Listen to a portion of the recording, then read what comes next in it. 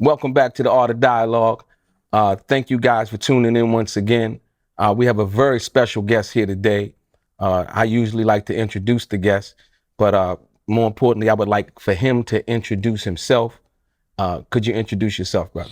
I certainly can. My name is William Lesane, better known as King William.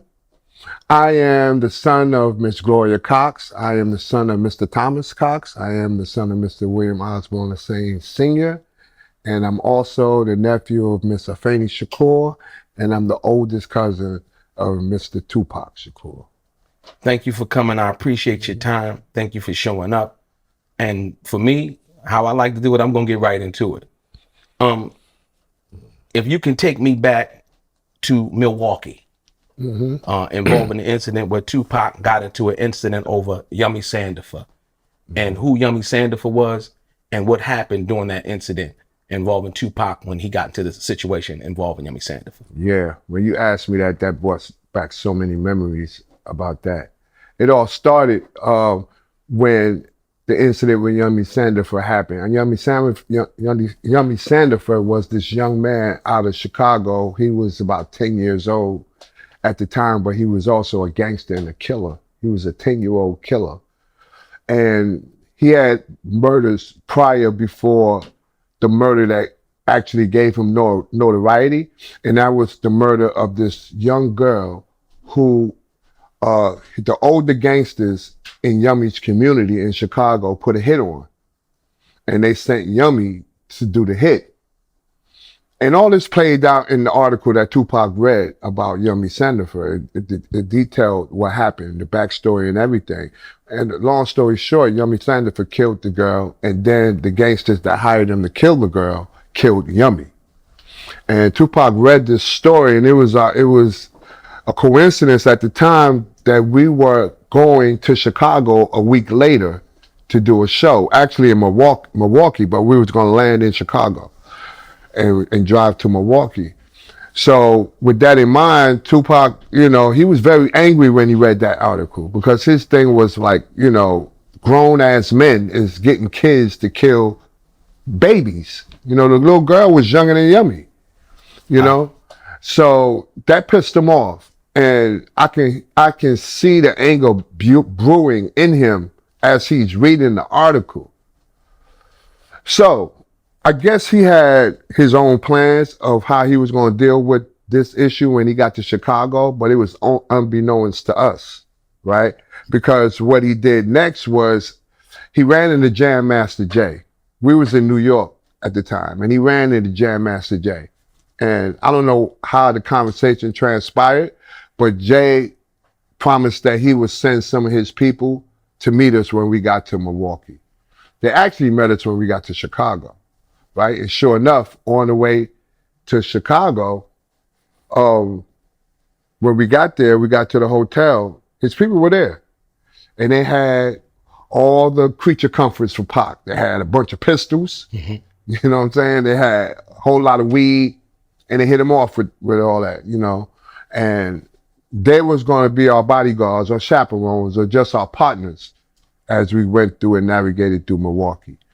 And it was good that Jay sent them to us, because at the show, Pac was headlining that show in Milwaukee. This is 1992, I believe, right? And he's headlining the show in Milwaukee. It's Scarface, it's Spice One, it's Boss. You remember Boss? Yeah, absolutely. It was her. It was a few other people I can't recall right now, but it was a big show. And it was at a college, it was like at an arena. It was like the big arena in Milwaukee, you dig?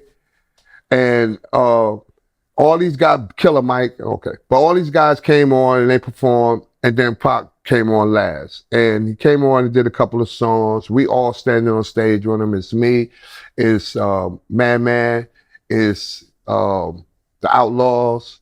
They were all little babies at the time. Maybe one or two other people. Me, I was the guy holding the guns. Okay. Right? Pac, my job was to hold his pistols. You know what I'm saying? Because you were older, basically. I was I'm his oldest cousin. Right. And, I had no problem holding guns for him. I had no problems protecting him. That was that was no problem for me whatsoever. I didn't think about consequences or anything like that. I just thought that my job was to hold his gun, keep him out of trouble, and protect him. And so he goes on stage and he does a couple of songs. It's crowded. In the front 3 or 4 rows, it's all gangsters. It's GDs, GDs, okay. the BGDs, Right, the right. folks. Okay. It's all gangsters, right? And they showing Pac love. You know what I'm saying? They love this guy. They showing him love, you Right. know? And they ready for him to put on a good show. So he does about 2 songs, does 1 or 2 songs, and he cuts the music off and he starts chastising the gangsters in the front about Yummy Sandifer. Wow. He brings up Yummy Sandifer. And his tone is like angry. You know what I'm saying? His Okay. tone is not like, you know, let's talk about this, guys. Nothing like that. Right. We got something to talk about. No, it wasn't like that. It was like he was chastising them and he was kind of vilifying them. Right. For killing this young kid.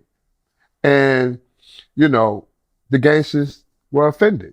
So when Stretch cut the music back on, he started rapping again, they started throwing stuff at him, throwing stuff at us. They were throwing water bottles and lighters and all kinds of stuff. Some of that stuff was hitting us. Right. So Pac cut the music off again. And this time, his anger just grew to like, he was almost uncontrollable. Like his veins was popping out of his head. He was transforming into this, you know, right. His veins was popping out of his head and in his neck. And you can see he's pacing back and forth on the stage and he's just screaming and yelling at these guys and he's offering a reward for anyone who can point out whoever threw the bottles or whatever, right? So that's what he's doing. Right. And why did he do that? Because now he was actually challenging them. In their home turf. On their home turf. Right. Right. He was actually challenging them now. Like, whoever threw that, we're going to do this to you, this, that to you. I pay anybody $1,000, point them out. Right. You know what I'm saying? Right. And Stretch cut the music back on. And after he did that, it just broke out. It was like mayhem. Right. It was like, I never seen anything. The only time I seen anything like that was in the movies. Right. Like, you remember Cooley High? Yes, and you remember absolutely. in the Cooley High in the movie where they in the movie theater right. and Cochise or whatever, one of the guys pour popcorn and the other dude, and the next thing you know, it's a riot, a right. full-fledged riot. Right. And that's how it was in that auditorium, a full-fledged riot. So and when the riot starts off, what does Tupac do? When the riot starts off, what we do, we're in defense mode. Okay. Because what's happening now is that the gangsters in the front row are trying to get on stage. Okay. Right? They're trying to get on stage and they're trying to attack us. Right? And I don't quite remember what Pac was doing, except for maybe throwing stuff back at him or trying to find a way. I remember what I was doing. Right. And what I was doing was, when I saw that they was coming at us, I pulled out my guns. Right. And I held them at bay. Like, I tried to keep them off the stage. I tried to, if they saw my guns, they probably would, you know, not come towards me. It would be a deterrent. It would be a deterrent, right? Right. And while I'm doing that, I'm trying to, there's a curtain behind us. And I'm trying to get us behind the curtain. Okay. You dig? And I was able to deter them from attacking us. Right. You know what I'm saying? And afterward, when we got behind the curtain, we ended up in the dressing room. Okay. Now the auditorium is in mayhem. It's like completely out of control. So basically everybody now just fighting each other in the auditorium. They tearing the auditorium up. I didn't see anybody fighting each other. I just see them tearing the auditorium up. Right. Man. You know what I'm saying? Right, okay. I just see that. And I didn't see any police. Right. But they saw me. Okay. Right. And I found out afterward that one of them told one of my people, I think they told Watani. Okay. Watani was Pac's manager. Manager, absolutely. I think they told Watani that one of their officers was going to shoot me when I pulled my gun. When I drew my gun, his first thought was to shoot me. But he didn't, because he knew why I drew my guns. Okay. So and that was to keep them at bay. Yeah, that was to keep them at bay. Okay. So I guess he gave me a pass. Yeah. Yeah. He did. You still here? I'm still here. He certainly could have shot me. Right. You know what I'm saying? But after all that transpired, we went behind the curtain, and then from the curtain we went to the dressing room. Right. And then inside the dressing room is just mayhem, chaos. It's like out of control. We hear all the noise. We hear the gangsters trying to bust into the room. The cops are protecting us outside. Okay. And we can hear what's going on. And it's like a panic. We're all in panic mode, you know. And we so what is Tupac doing at this time? I don't quite remember. Okay. I know he's with us. Right. But I don't remember what he's doing. What I remember at that time was me trying to get rid of the guns. Get rid of the gun, okay. Because I didn't want to get arrested. I was on parole. Yeah. You know what I'm saying? Fresh on parole. I just got out of prison. Right. You know what I'm saying? Okay. And I was on parole. It didn't really dawn on me what I had just done. Okay. You know what I'm saying? Because you was just in the midst of trying to protect my people. Yeah, not just Pac, but just the people the that laws, with you. Yeah. you know, Stretch, like all my folks, you know what I'm saying? Okay. I think Man had a pistol too at that time. Wow. But that was my thinking, you know. I was just in defense mode. Okay. And but I remember trying to get rid of the pistols, and I was trying to hand them off to my baby brother Castro. Okay. You know what I'm saying? Right. And he was like 17. And I'm like, take these guns, man. He like, hell no, I'm not taking. What, nigga, you crazy? What you giving me your guns for? Right. You know, but so all this is going on in the midst of chaos. Dude. Right. That's all I remember. It was just everybody was just trying to be safe. Be safe, yeah. You know? Right. It was just trying to keep themselves safe. Okay. Eventually, we ended up in the garage of the arena. Right? Okay. Like, picture area where celebrities come in. The back door, so to speak. There's this garage area back there. Mm-hmm. And we end up in a van. And now we're getting word that the gangsters then went to the hotel that we're staying at right across the street. And they began to ambush and ransack that hotel. Wow. Looking for us. They ransacked the whole entire hotel. Wow. Right? And I remember us sitting in there trying to figure out what we're going to do, sitting in the van, like, what's our next move? We can't just sit here. And everybody was panicking except for Pop. Okay. And I remember him saying something to this effect. Now, this is not verbatim, but this is what I got out of what he said. What I remember was something to the effect that whatever happens to me is God's plan. I'm not afraid. I'm not scared. Whatever happens, it's going to happen. Right. But he was very, very calm, you know? He didn't have any, he didn't seem to have any fear. Right. Right. And so we stayed there. We sat there for a minute trying to figure out our next move. The next thing we know, Jam Master Jay people came. I don't know how they got back there. Mm-hmm. I don't know what they did. I don't know how we met them. I don't remember how we got to them. Right. But the next thing I know, we're with them and they are leading us to the airport. They're getting us out of town. Okay. Right? And it's late. It's like about 1 or 2 in the morning. It's still chaos. Right. And they leading us out of the spot. And they leading us to the airport. And we had to change airports. I think we flew in Chicago to O'Hara, mm-hmm. but we had to leave at Midway. Okay. We had to switch airports. Because they knew, I guess the gangsters was the proximity close to where they were. Okay, you right. know what I'm saying? Okay. So they did all that for us. Or Watani. I don't know who quite did it. Right. But I just know that that's what ended up happening. Okay. Somebody probably made a phone call. I think it was or something like that. Yeah, because what was that, 92? They had cell phones back then. Yeah. Right? Yeah. I think, we had, it was the big ones. The big block doofy ones. looking cell phone. Yeah, so. Wow. Amazing. Yeah, so they got us to the airport safely and we came back to Atlanta. About a week later, we get a phone call. I actually get a phone call from one of Jay's people. And they say, yo, the gangsters say you guys can come back. Just don't tell Pac, don't come back on that bullshit no more. Oh. You know what I'm saying? Wow. Y'all can come back. Y'all good, but don't come back with that bullshit. And I never forget that because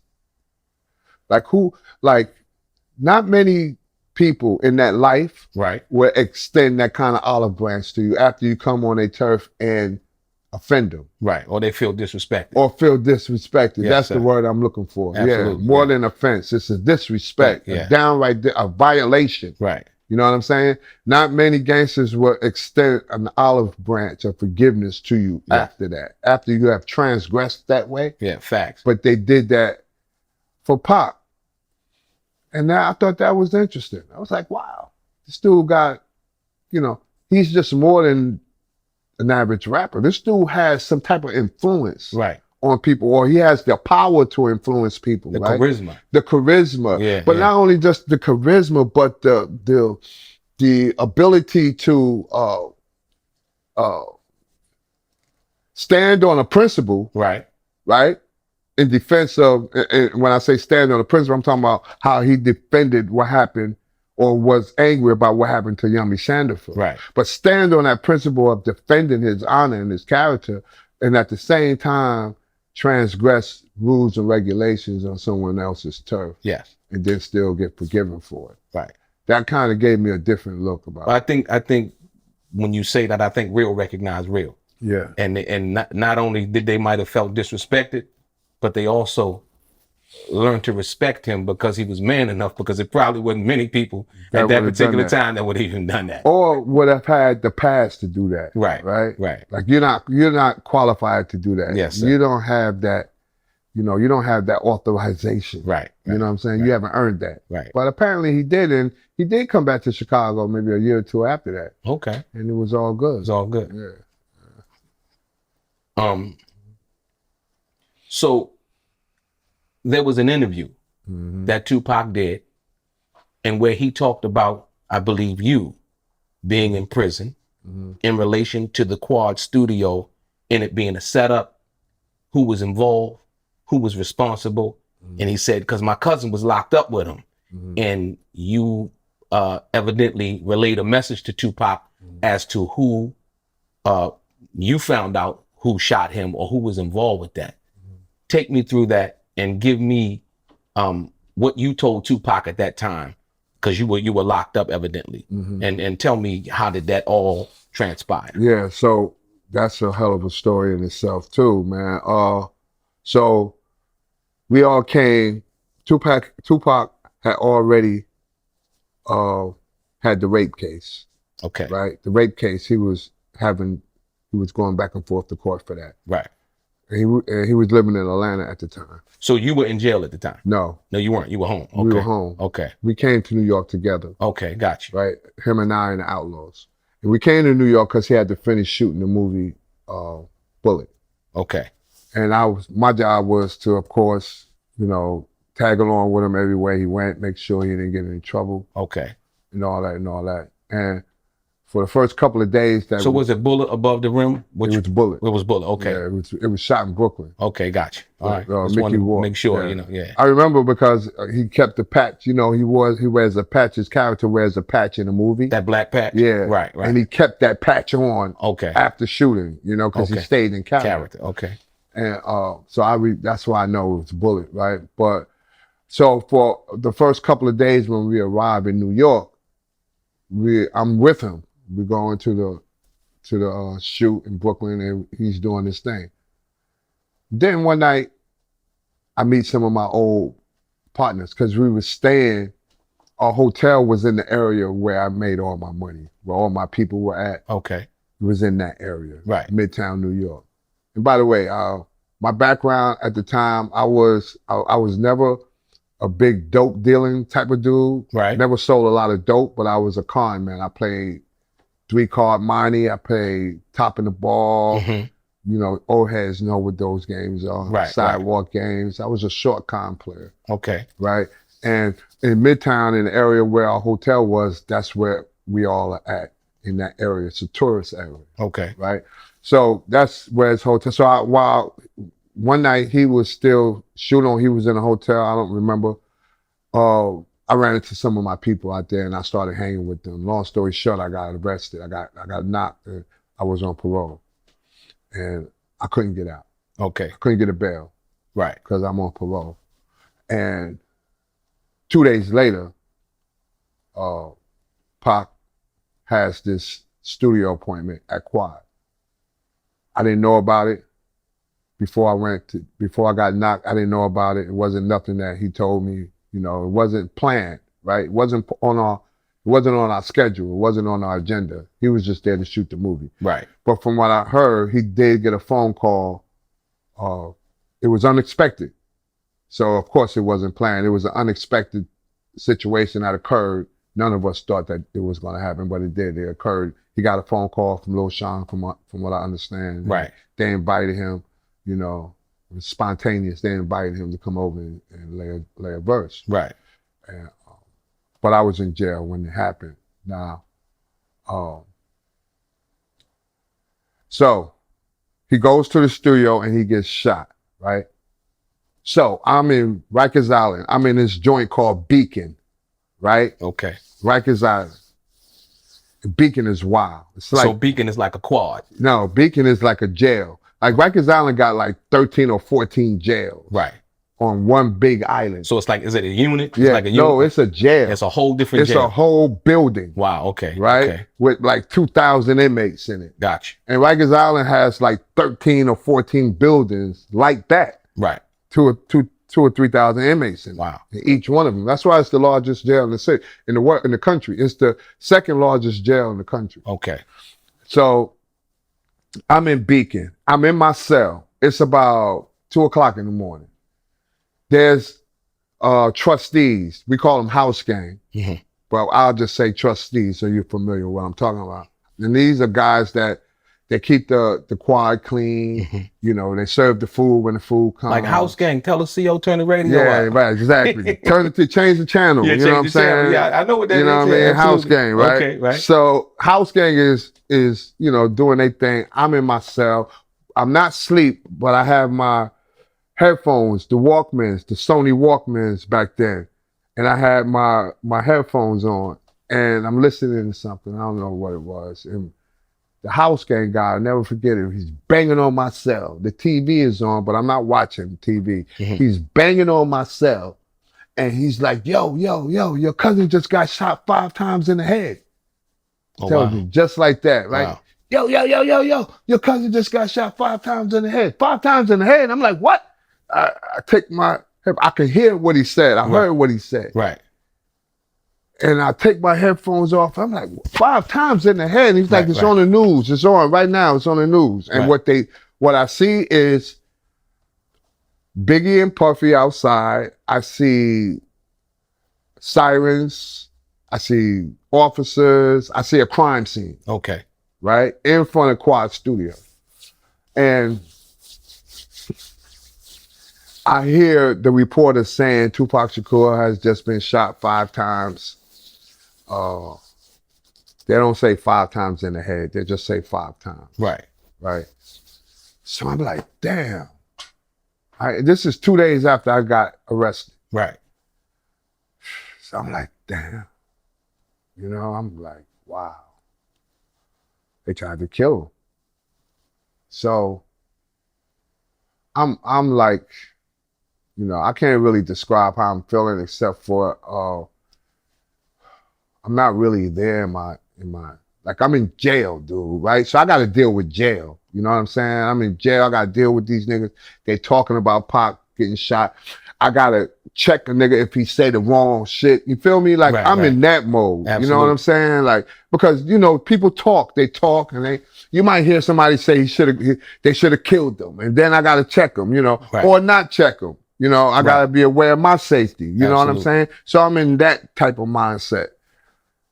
Until about a day or so later, I get transferred. I don't know why I get transferred. I'm in the same building, but I get transferred to a different quad. Okay.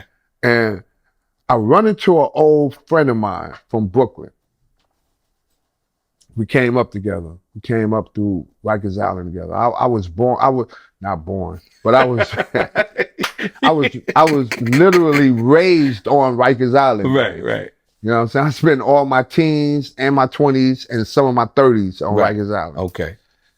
So he was also raised on Rikers Island. Right. He's from Brooklyn, and he knew all the Brooklyn, the grimy Brooklyn cats, right? He knew.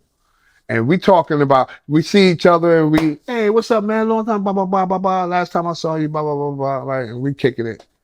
And we talking about some of the old mutual friends, not friends, but associates and partners that we came up with in Brooklyn. Right. And, through Rikers Island.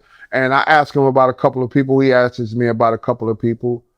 And, we say, oh, he's doing okay. One guy became a preacher. Oh, yeah, he became a preacher. And then I asked him about Tut. And he said, oh, Tut. He said, Tut, oh. This is King Tut. Yeah. King Tut, okay. Yeah. All right. King Tut. Right. Yeah. He was known as King Tut, too. Okay. Yeah. But we just called him Tut. But yeah, he's like, yeah, Tut, Tut just got out of jail. He just came home. He just shot 2 detectives. He beat the case. He had a case.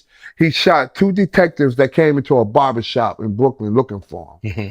And this is documented. You can dig this up. Right. That case. Right. And he went to trial on that case and he beat the case.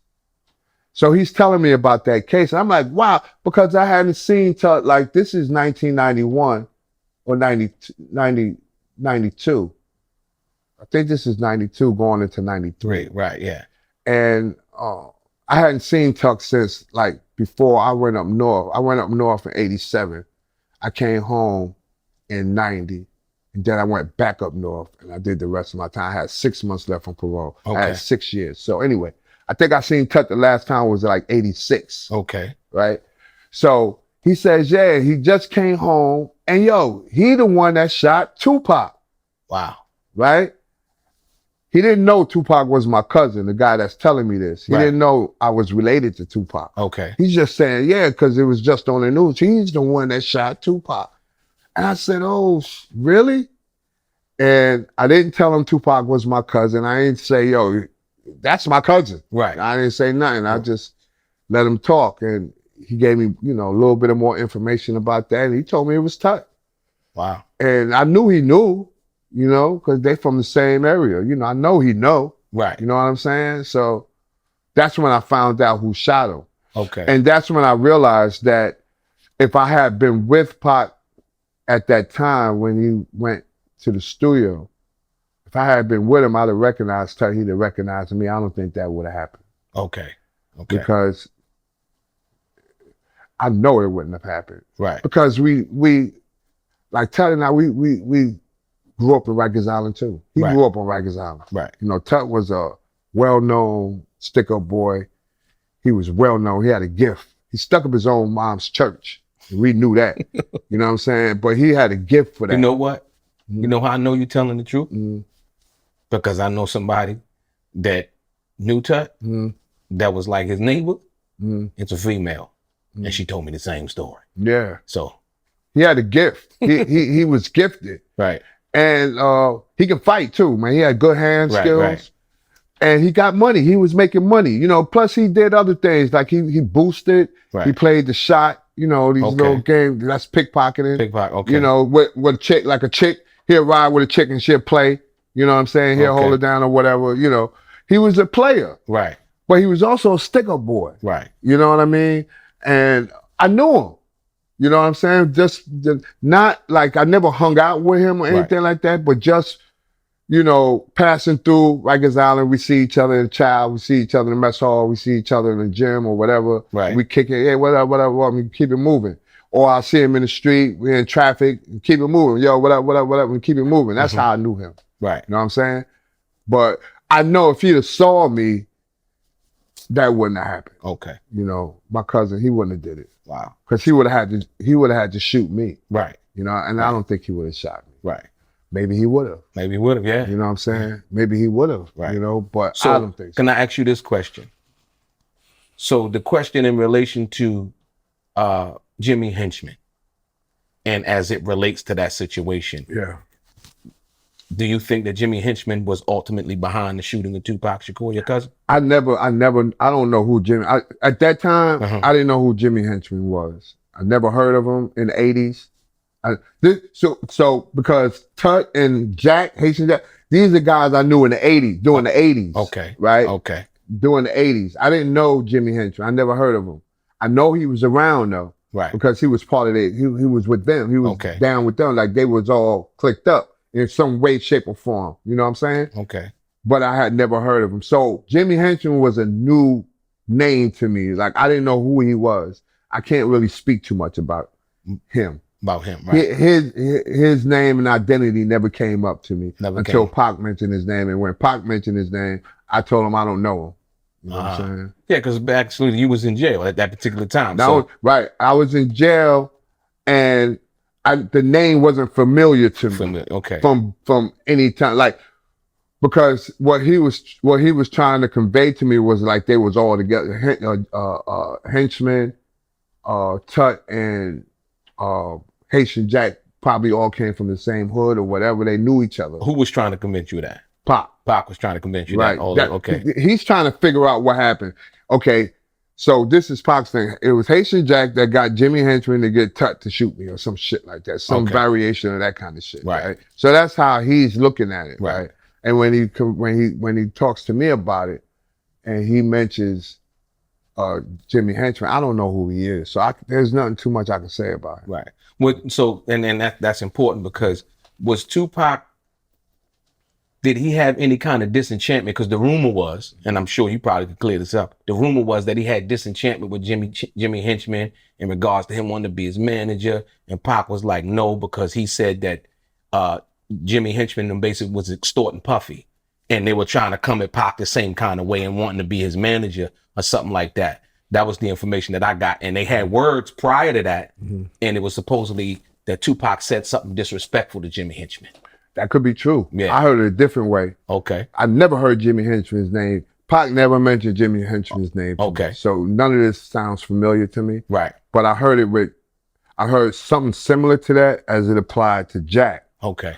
It wasn't that Jack was, Jack might have wanted to manage Pac. Right. That part could be true, because Jack was strong in the game at that time, although I didn't know it at that time. Right.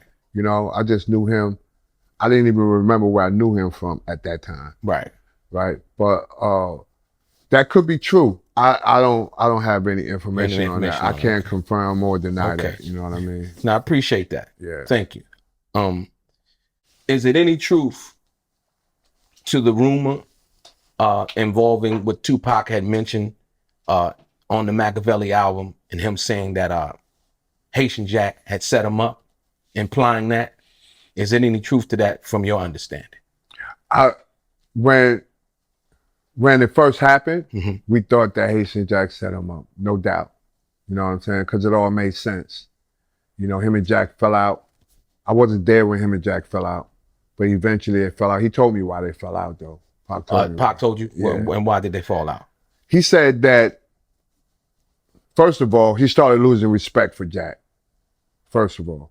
He started losing respect for him. And I thought that he was crazy for losing. I thought it was I didn't think it was crazy. I thought that he was underestimating.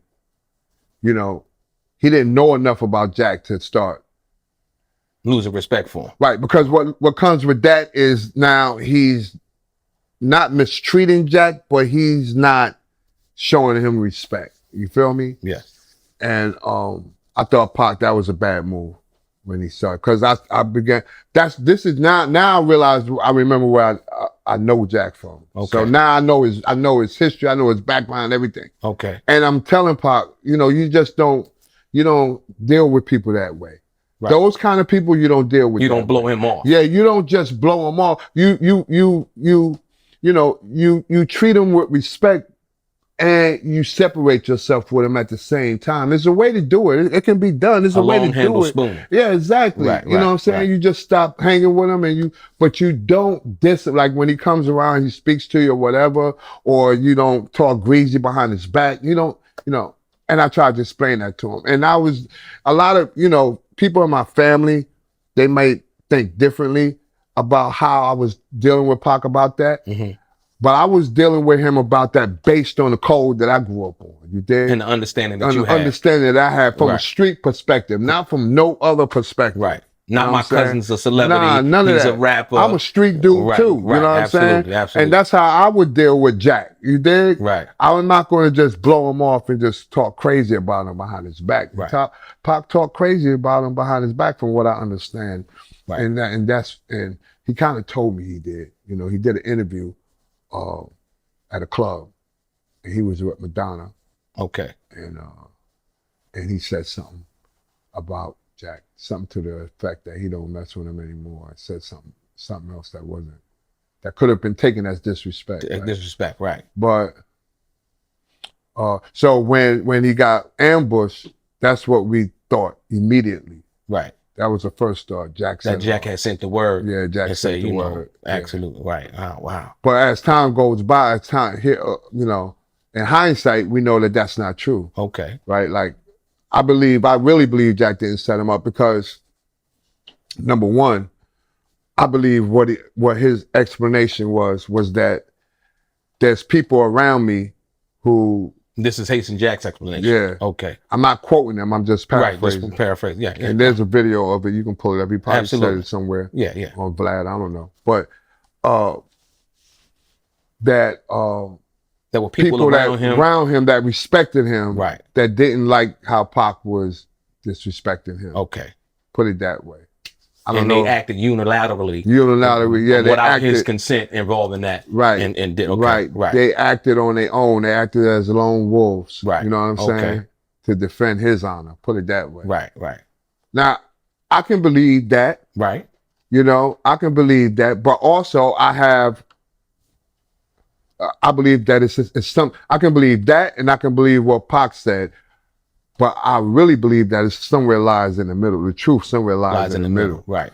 I believe that could have had a role, like the lone wolf theory. Right. That could play a role in it. But I also think that there was real disenchantment or Henchman had a role in that shit too. Absolutely. You know what I'm saying? It's not like they hands just like, nah, fuck that. They had a role in that. You know, when Pac gets to the studio and them niggas is there waiting for him. And I know, so I don't know Henchman, but I know Tut and Jack, they know each other. Right. That's not a coincidence. That's not a coincidence. Okay. You know what I'm saying? That's not a coincidence, you know? So, yeah, my theory, I don't know exactly what happened, but my own theory about that shit is that it lies in the middle. Yeah, that could be true about the lone wolf, but nah, nigga, you had something to do with that. Right. You know what I'm saying? Your hands is not completely clean with that. It put it this way, even if your hands is clean with it, you could have prevented it.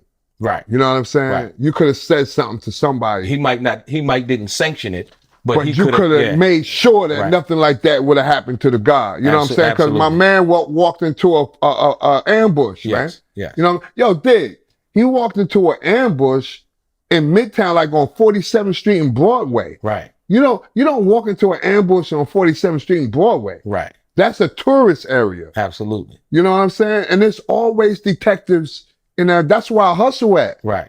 You know, that's my playground. So basically what you're saying is that had to be something personal. Of course, not only personal, but set up. Right. It was prearranged. Right. Okay. Because that's my area. When it happened, I was like, nah, I know that was set up. Because I know, like the studio where it happened at, that's where I got knocked at. Okay.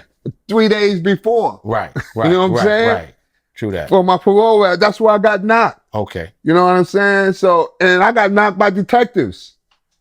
You dig? Right. And they live in that area. That's where they at, because they're protecting tourists. Tourists, right, absolutely. You understand what I'm saying? And they there 24/7. So, because as you know, New York is open 24/7. So you basically saying that was brazen.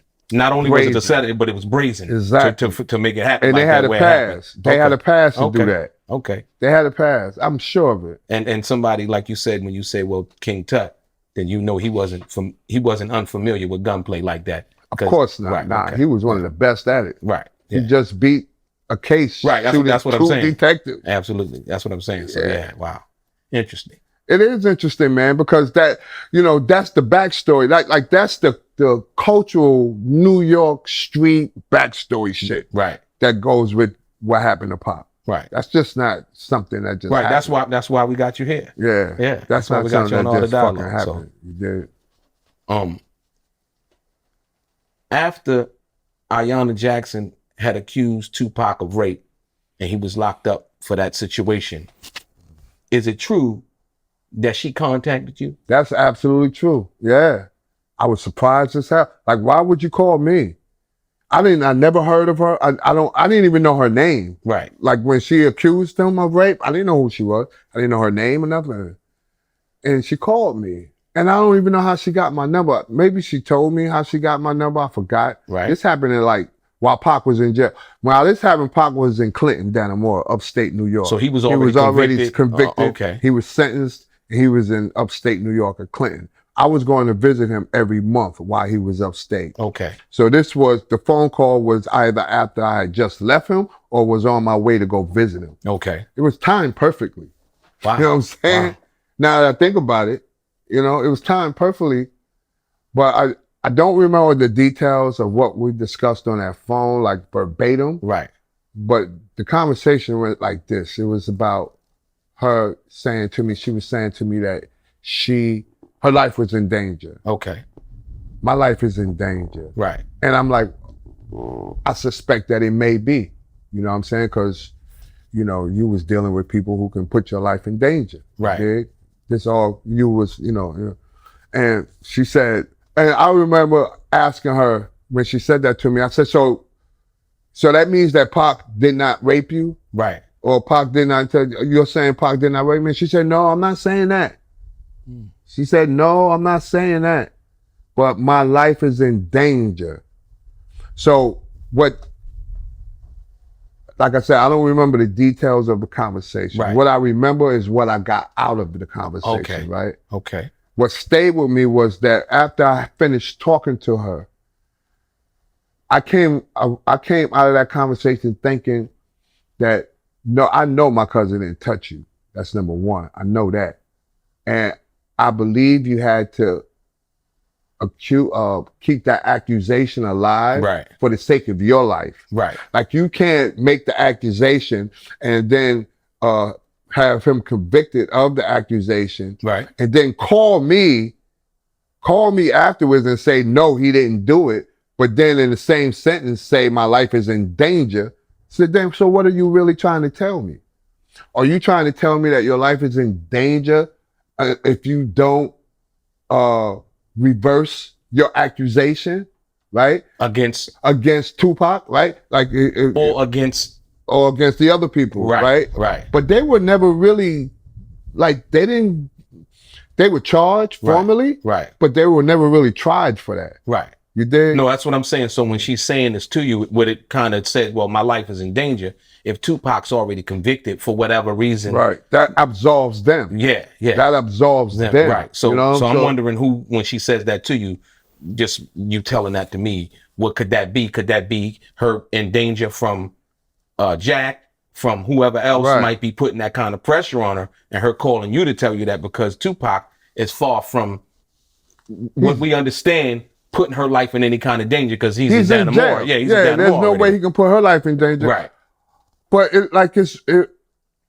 none of it made sense to me. Okay. Because why would you call me to have this conversation? So you think she was just shaking the bush, trying to see what she can get out of? What I think was that this is what I think. I could be wrong. Okay. But this is what I think. Right. I think that she was trying to clear her conscience. Okay, gotcha. You know what I'm saying? But she was trying to play both sides of the conscience. Okay. You dig? She was like, well, I'm not going to admit that he didn't touch him because I said that he did. Right. You know what I mean? Right, I'm not going to change that story. Right. But however, I will tell you that my life is in danger, and I can take from that you're telling me your life is in danger because you cannot reverse what you said about him. Right. You have to die with that lie. Absolutely. Pretty much. Absolutely. Now, I could be wrong. I don't know the young lady. It sounds accurate. It sounds accurate based on what you're saying because when you math, 2 + 2 is 4. Right. And like, I don't want to insinuate what you're saying, but when you say that she's telling you that her life is in danger, from what you just said to me, I gained the same thing that you're saying. That's what you would deduct, right? That was your reasoning would give you that conclusion, right? So yeah, that's what gave me that conclusion. But like I said, look, I don't know that girl. Right. I could be wrong. Right. I don't want to disparage her in no kind of way. Absolutely. You know what I'm saying? I'm just what I'm doing is reliving the experience I had when I talked to her on the phone, and reliving what my thinking was after having that conversation. And then after I had the conversation with her about a week later, First of all, after I had the conversation, I immediately called Watani, Okay. right, Pac's manager. Right. I called Watani. Watani is, a lot of people don't know about Watani. Watani is a very respected figure in our community. Yes. He's a very upstanding man, right? Yes. And he's also a private investigator. He's also very connected with legal tactics and all type of strat. I mean, Watani is a beast. Right, right. Martial arts expert. Okay. Arms expert. He's a beast. So you called him up. I called him and I told him about the phone call, and he wanted me to repeat everything I said. Now at the time, I repeated everything that was said because I remembered it right away. Right. But that was like almost 30 years ago. I Yes, can't remember it now. Absolutely. But I think he investigated it some kind of way. But I haven't heard nothing else about it since. Right. So but everybody in my family know I got that phone call because I not only told Watani, I told Fanny, I told my mother, and I went up and visited Pac a week after and told him. Okay. You know what I mean? And so when you told Tupac that she had called you, what did he say? He asked me, the first thing he asked me, did she say I didn't do it? I said, nah, she didn't say that, son. Wow. You know what I'm saying? But she did tell me that her life was in danger. Right. And I went on to explain my reasoning for why she said that, just like I just explained to you. Absolutely. And Pac came to that same conclusion. He was like, this is beyond her and me. This is some, you know what I mean? And then at the time, Pac is served, he's in prison, but Jack ain't. Right. You know what I'm saying? Right. And so. So while we're there, because this is something that, and this, as the conversation spawns other questions, the fact that Ayanna Jackson didn't go through with the case against Haitian Jack, but then decided to sue Tupac from a civil side, and Tupac settled. How did that make you feel? I didn't know nothing about that. You didn't know nothing about that at that time? No. Wow. Well, now you know. What do you think? What do you think? What I think, it makes it more clearer to me, my speculation. Right. It almost confirms it, right? Right. In a way, right? In a twisted way, it almost confirms what I'm thinking. Now, mind you, I didn't know about that lawsuit in particular, but I do know that there was like almost a dozen lawsuits against Pac in a Fanny. When they extended, when Pac was murdered, Fanny had to deal with a lot of those lawsuits as well. No, but this thing, right? This was settled while Pac was alive. Okay. So now, what I deduct from that, the hush hush behind it, it was deliberate, because usually you would hear about the civil after the criminal, but the civil was hush. It was under the table, and Pac settled it, and it wasn't even in the news or anything, right? Right. Yeah. Yeah. So and like the fact that you didn't know, and I'm telling you about that. My thing is, from what you just told me, how does that make you feel in regards to what you just said? Her saying to you that her life is in danger, and then now it comes to the civil case, and where with Haitian Jack, she didn't want to go through it. With her words were something of she was emotionally drained at that particular time. So let me ask you a question, not to turn it around, because this is all new to me. So she been interviewed before somewhere, right? Yes. I need to on Vlad. On Vlad, yes. I need to listen to an interview. Yeah, but like I said, once again, I don't even think in that interview that it was mentioned that she settled the civil case with Tupac, and he settled the civil case. He didn't ask her? I don't know. I don't think it was. I don't think I watched a little bit of it, but like I said, once I started to watch it, for me, I just seen the inconsistencies. You saw the inconsistency yourself. I gotta watch that interview because I did see the clickbait. Yeah, my thing. I just listened to the story. I listened to what Tupac said, and from that perspective, I just saw the inconsistencies. What was alleged to have happened, and what the conviction was for. It told me that it really wasn't nothing. He was overcharged, hoping that he would take a plea. You know how they stack them up. Yeah. And he was a soldier, and he wrote it all the way through. How often did you visit Tupac while he was in prison? And when he was in prison, what was his attitude and overall feeling about why he was in prison and his overall mood when you went to see him? Yeah, I was going to visit him every month. Okay. His attitude, he was strong. He was very strong. He's a soldier. So he stayed to himself. Mm-hmm. He did a lot of writing. He read a lot. But in our conversations was mainly about his enemies. You know what I'm saying? Okay. And who did he say some of his enemies were at that particular time? Almost everybody in New York, man. You know what I'm saying? There was some exceptions. Right. You know, but for the most part, man, from Pac's point of view, outside of the exceptions, the allies that he had in New York and the fan base that he had in New York, he was particularly angry with the hip hop community in New York. Okay. Right. Not everybody. Right. But he was, you know, he had enemies. Right. You know what I'm saying? That was his thing. I have enemies. Right. And we're gonna address these enemies when I get, you know. And so who were some of the people that he said, if you don't mind saying? I don't want to talk about. You don't want to talk about? No. Okay. So, well, in having enemies at that particular time when he was dealing with that, him have enemies, what was his overall feeling? What was his overall Number one, his overall stance on that was that, first of all, he wanted to change his image. Okay. Right. He wanted to sort of like transform himself into on a higher level. Okay. In his game, right? Right. He wanted to get married. You know, he wanted to move to another place. Right. You know, he wanted to change. So was he married to Keisha Morris at the time? No. He wasn't married. They weren't married at that time. At that time, okay. They were about to get married. I was his best man, by the way. Oh, is that right? Yeah, I was his best man. So in the jail? Yeah. Wow. I was his best. Him and my sister. My sister was Keisha's witness, and I was his best man. Okay. Interesting. See, new information, Brother Lee saying we would never have known. You would never, because I can't find the pictures, like all the pictures we took. I don't know where they at. You know what I'm saying? So who was responsible for taking the pictures? I don't remember. When you were Click, some guy in jail in the New York penal colony. Right. The picture fundraiser is called Click. Okay, gotcha. So it was some Click guy. Click. Okay. Yeah. And so he wanted to get married. He got married. You know what I'm saying? You were saying that he wanted to get married. At the time when I was going to visit him, that was his goal. He wanted to get married. Right.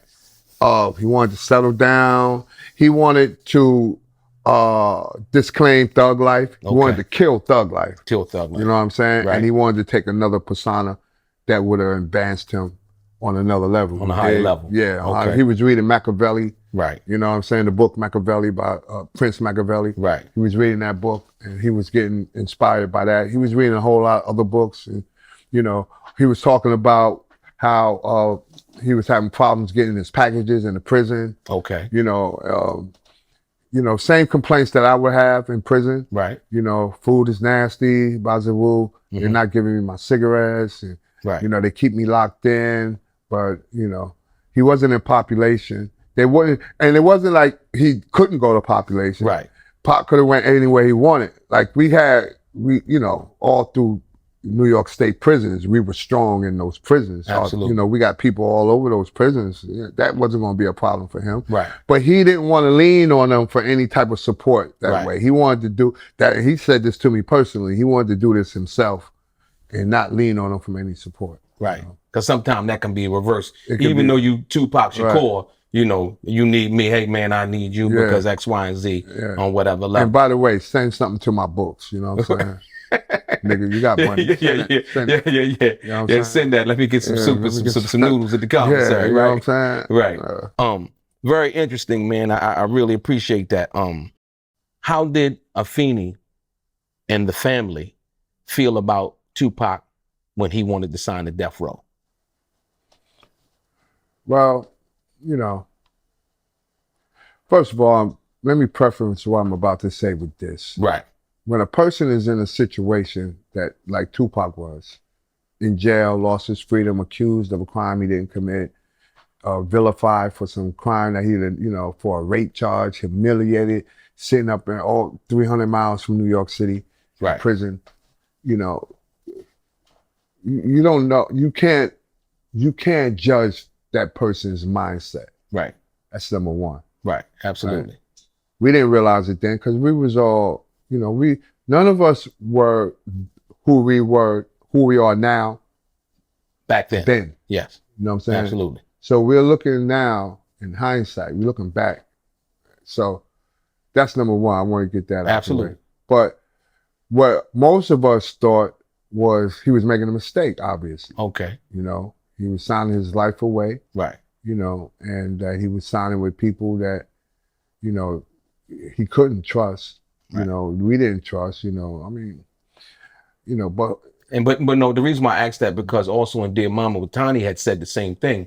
Being his manager at that time, he expressed to Tupac, hey, you know what you're doing. Right. So the question comes from that information basically on that as to what the family felt, because Watani had expressed what he had felt about it. Absolutely. And let me say this, Watani probably had the best perspective of all of us because of his security background and just him understanding the industry. He understood the industry way better than we did. Right. You know, that includes me, his mother, and my mother, and, you know, maybe not Man, or Psych, or the other people that was in our circle at the time, right? But Watani understood it from a totally different perspective, and he was absolutely right in his reasoning on certain levels. Right. You dig? Right. But that wasn't what Pac saw. What Pac was trying to do was get out of jail. Right. You know, and he wanted to take care of his mother. He wanted to take care of his sister. He wanted to take care of his family. He wanted to try to clear his name. Yes. He wanted to do music. He wanted to be creative. You know what I'm saying? Right. Not locked up in some cell, you know. For something that you didn't do. For something that he didn't do. Right, right. You know, so I probably would have did the same thing, and they offering me money on top of it. Like, you gonna buy this for me? You gonna have this for me? You gonna give me? Yeah, it's not. I'm gonna go further than that. Yeah. Not only 100% of the people would have did it, but 200% of the people would have did it. Who wouldn't? Absolutely, at that particular time, understanding and knowing the information he had, because he was going through that. Exactly. And then another thing that we have to consider: Pac was 21. When he went to prison, he was probably 22. It was like 23. 23. Yeah, 23. He got killed when he was 25. 25. So he was about 23 years old. Right. Very young man with all these processes and decision making that he has to make based on the information that's presented with him. Right. Based on the situation that he's in at that moment. Right. In that now. Yes. He has to make these decisions. Right. You know what I'm saying? And like you said, he was the guy that was holding everything down. He's holding everything down. He's the breadwinner. He's everybody, you know, like, you know what I'm saying? It's real. Yeah. I mean, like I said, I always say that he was when they talk about gangster, when you take care of your family, that makes you more gangster than anything that you say that. Yeah. Say that. You know what I mean? Yeah. So to me, you know, it's easy to go out and do commit felonies and things like that. But a man who's 25, 24, 23, and you handling everything and taking care of everything for your family, that makes you a real gangster. Man, was he? Yeah, absolutely. Was he? We had no clue. Right. We didn't know the extent of what he was going through. Right. But we know now. Yes, sir. You know, because we were able to live our lives and see in hindsight and look back to over time. Man. Yeah. You know? So in dealing with the shooting of the two off-duty police officers, you have extensive knowledge on that. You know what I mean? There. Right. Yeah. They ran right past me. Right. So you have extensive. If I'd have had a pistol, I'd have shot him. Okay. I swear to God, they did not give me a gun that night for that reason. Okay. So look, let me phrase this too. You can go into that. You funny, man. Dealing with the situation involving the two off-duty police officers and the incident, you have extensive knowledge on that. Could you run us through everything that happened that night up until that point, and what that experience was like for you? Yo, so that was crazy, man. I had just got out of prison. Yo, most of my story is going to start where I had just got out of prison. Feel me? Yes. So I had just got out of prison, and Pac, I hadn't seen him in about 2 or 3 years. Okay. The last time I seen him, he was working on 2Pac's Now, his first album. Okay. Right? That was the last time I saw him. And I knew he was coming home, and I knew he was going to do a show. My family had just flew me to Atlanta. They got me a ticket after I got out of jail, and I came to Atlanta. As soon as I got to Atlanta, Pac is coming to Georgia. and he's coming to do a show. So I'm there, and I'm backstage. He's flying in, and we waiting for him back in the arena. I think it was at Clark University. We waiting for him in the backstage auditorium, area. whatever, like in the backstage area, Okay. not in the auditorium. Okay. And I remember this he was coming up the stairs. He just arrived. He was coming up the stairs, and I see him. You know what I'm saying? Right. And we hug, and he just keeps going. Okay. And he goes to his dressing room or whatever. I don't see none of that. I'm in the area with everybody else. And next thing I know, he's on stage and he's performing. And while he's performing, you know, after about 2 or 3, well, maybe a song or two, he wants to start smoking weed, and, you know, the security around him is giving him a hard time. He can't light up weed on stage at a school. Right. You know what I'm saying? Right. But he's like, I'm gonna like this. I'm gonna smoke this, you know. And one thing led to another, and then that situation became chaotic. You know, we had to leave, and we left, and a bunch of people left with us. Okay. Not just our entourage, but other people. Right. Left with us. And we didn't go far. It was about 12 cars, if I remember. Maybe not that many. Maybe about 7 cars. 7 cars. Okay. Behind us. And we got to the hotel. Wasn't far from the venue. And I remember that we're not moving. Right. It's traffic. Okay. And I don't know what the traffic is about. I'm about 3 cars behind him. Okay. And I don't know what the traffic is about. But then I see. Do you remember the kind of car that Tupac was in? He was in a Beamer. He was in a Beamer. He was in Man. That was Man Man's Beamer. Okay, it was in the Beamer. Yeah, that was Man Man's Beamer. You know, the All Eyes on Me was in the limo. You were there, so I want to confirm that he was in the BMW. Okay, he was in a BMW 750. That was Man Man's. Okay, got you. And it was a nice car too, by the way.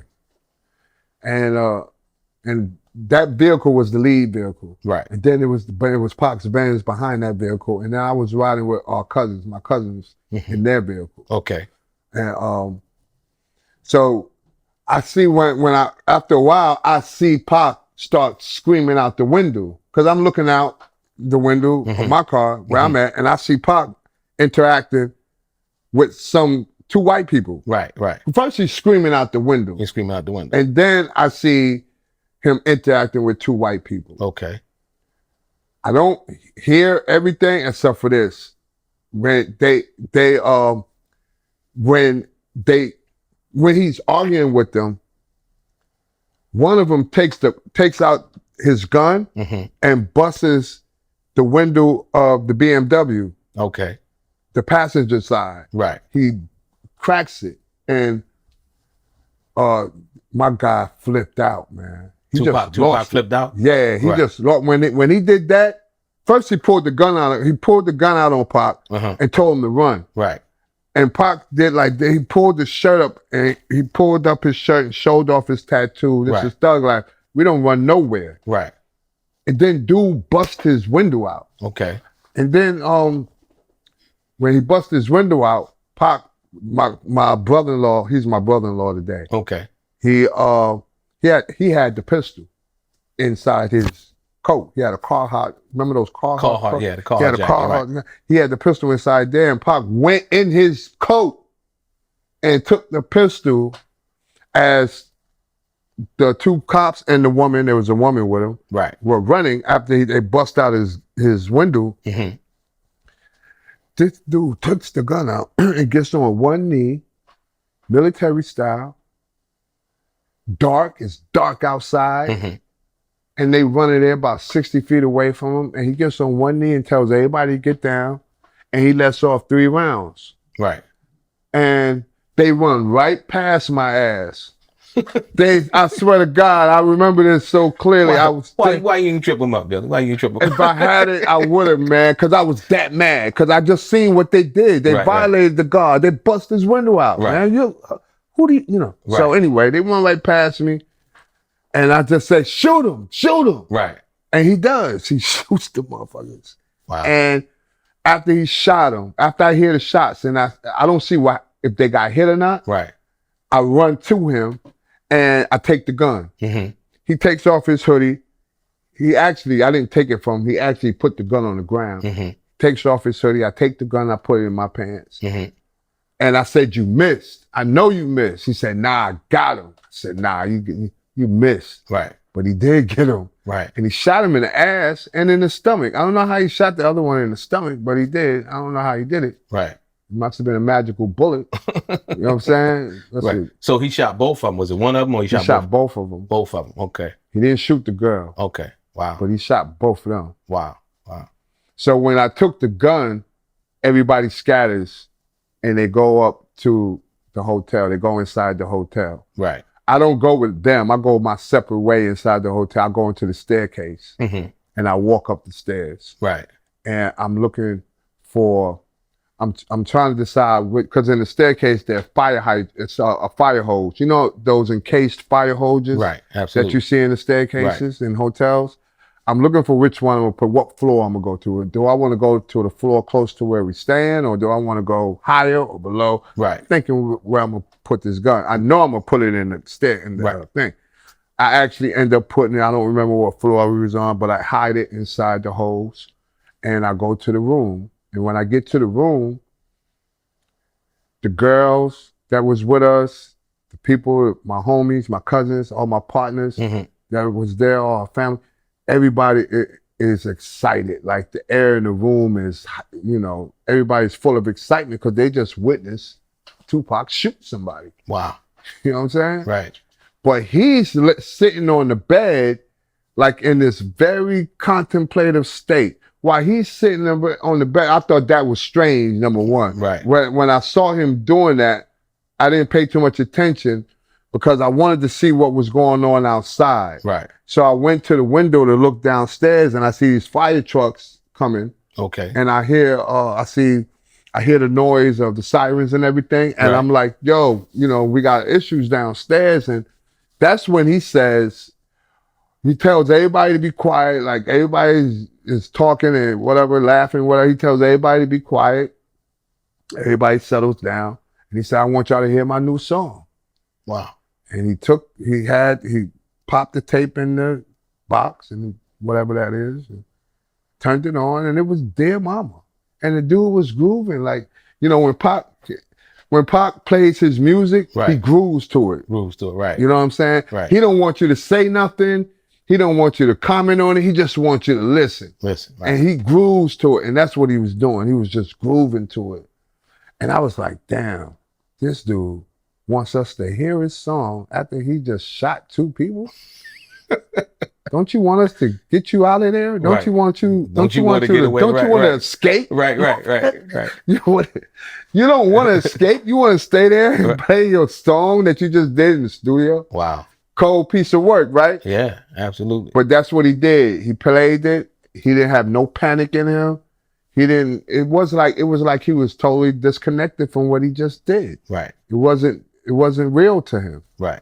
He was on another dimension, I think. You know, really, I do. I think like on another level, he was in another dimension. He didn't feel any fear. He didn't feel like he needed to be protected. Right. He just felt like he needed to groove to a creation that he just made. Like he was on his own timeline. He was on his own time, exactly. Yeah. And people, and we know that can be true. Absolutely, yeah. You know what I'm saying? That people ascend to another level. Yeah, to another level. When they're so connected to what they're doing. Right. So after that, did the police come to the room? They came to the room. We knew they were coming to the room because I warned Watani. I warned Pac too, but when I warned Watani, he immediately told Pac, when they come up in the room, when they knock on the door, do not say nothing to them. Right. Let me handle it. Don't say anything. Okay. And Pac, right after he said that to him, there was a knock at the door. And it was a high-ranking police officer. Mm-hmm. And before Watani can get 2 words out of his mouth, Pac is in the guy's face. I forgot what he was saying to him, but it was totally against what Watani wanted. Totally left field. Totally incriminating. Right. He's Wow. giving this dude all incriminating shit. Right, you know what I'm saying? Right. Wow. Yeah, and so he gets arrested, and when he gets arrested, we all go home. Some of us stay with him, but I think me, his mother, my mother, and my father, God bless his soul, Mr. TC, we all went home, And then they went to court. They met him in court the next day. The next day. I didn't go to court. The next day. Okay. Wow. Amazing. Yeah. I appreciate that, man. Yeah. There was a story involving you taking a 5-year-old Tupac on a crime spree. Yeah. Can you elaborate on that for us? Yeah, man. Yeah. So 1977, 78, Pac he was born in 7. He's probably 6, right, 7. Right. And he always wanted to go with me when I went out. Right. But I never would take him with me. But to commit crimes or just to go out when crimes. You went? Oh, is that? Oh, so yeah. He was okay. Wow. Because I was a hustler. I was doing my thing, right? At that time, I was doing what I was doing. Right. And I appreciate the honesty, man. No, I was. Yeah, I was troubled. I was a troubled kid. Yes. You know what I'm saying? Right. So one day I decided to take him, and the way I did it, I woke him up. He was asleep, and I said, "Come on, get dressed. You're gonna come with me." He got dressed, and I took him directly across the street to this place called Corvettes. We was living at the time in Northeast Bronx. This is 1977, 78. Okay. This is the area of the Bronx where there's Bronx River, Bronxdale, Monroe Project, Castle Hill, Soundview, that area. Okay. And that area is the genesis of hip hop. Absolutely. That's where Bambaataa was at. Bambaataa from Bronx River. Right. Disco King Mario is from Bronxdale. Okay. DJ Breakout and the Funky 4+1 was coming from Secor. They come to our area. Right. DJ Cool D. These were the founding fathers of hip hop. The pioneers. The pioneers of hip hop. Yeah. And we had access to them every day. Okay. You know, because they would take their equipment out, bring their equipment to the parks and their speakers and their music, and they would jam for us. Right. And the B-boys would come out, man. The people, it was dope, man. Right. It was a great experience, right? And I knew that Disco King Mario was going to jam that day, right? Like this was Corvette spot or whatever? Yeah, okay. No, he was going to jam not far from there. Okay. So the spot he was going to jam at was going to be Monroe Park. Okay. Monroe Park is across the street from where we used to live. But on the other, directly in front of us across the street, maybe about a half a mile away across the street, is Corvettes. Okay. So it's a shopping plaza. It's a shopping plaza. Okay, right. Gotcha. And we go to the shopping plaza, and I take him in the Corvettes. I put him on a jacket before we left. Right. I know what I'm gonna do. It's premeditated. So you say you put on you do what? I put a jacket on him. You put a jacket, coat. Yeah, wear this coat. Okay. Right? So it's about, y'all about to go boosting. Yeah. Okay. It's premeditated. I'm taking Shorty to steal. You know what I'm saying? I don't plan this shit out. Right. I don't plan it out the night before.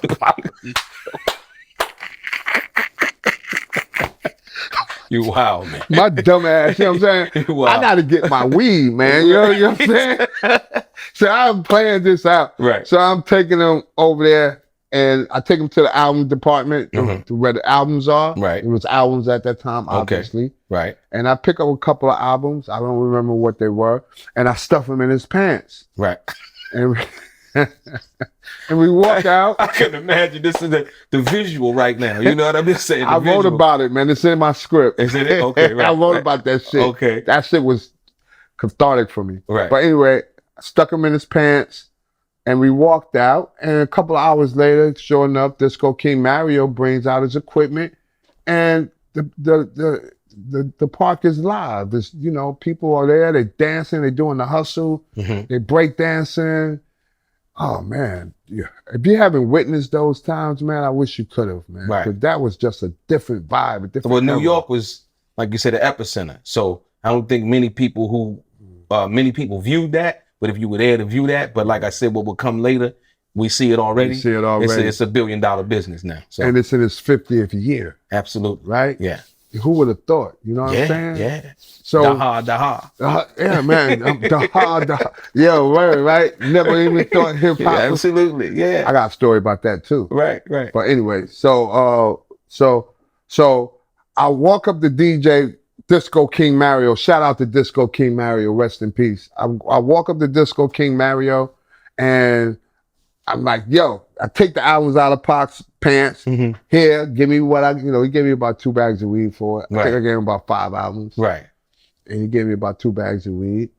And easy transaction. Right. You know what I'm saying? And he's still jamming after he take whatever he's jamming, and he's on the mic, do the rock, all that stuff. And I take Pac and we turn to get ready to leave. Mm-hmm. But when I turn to get ready to leave, Pac is still turning around looking at Disco King Mario, mesmerized. And I can pretty much imagine what's going on in his head. Right. He's looking at the Disco King Mario and he's listening to the music and he's soaking it all in. Right. And I'm pulling him like, come on, man, come on. And he's just, he's not paying attention to what I'm trying to do. Right. He's trying to stay and get this and soak this all in. Right. And it got so hard for, like, I kept pulling him and it got to the point where I just had to pick him up and take him. Mm-hmm. And he was still looking. Right. And I like to think that was his first introduction to hearing our music. Right. And seeing our culture. Right. Because remember, it's visual. It's B-boys out there. They got the sweatshirts on. And at the time, the sweatshirts had Bronx River, Bronxdale, they named, whatever. You know what I'm saying? Girls out there with the big earrings and they doing it's a whole culture with this. It's a culture with it, yeah. You know what I'm saying? It's a vibe, right? It's an energy. Yes. That he just tapped into. Right. You dig? And I think that energy stayed with him for the rest of his life. You know what? As you say that, I think about that. I think about the negative aspect, the connotation that people could put to it by you taking them out and supposedly taking them to steal. But then I look at now, the full circle of it, you were stealing music. Yeah. Hold on. Not only to steal music, but to steal music to give to the DJ to play music. That's right. And ultimately would be the thing that would make Tupac who he is today, other than acting, but the music. And that's the reason why you sitting in that chair right there. Yeah, I like to think that kind of played the role in that, man, because if you live through that time, you can feel how that energy could have done that. Yes. You know what I'm saying? No, not how it could have done that. How it did. How it actually did. Yeah, exactly. The reason why you're sitting in this chair right now is because of your cousin.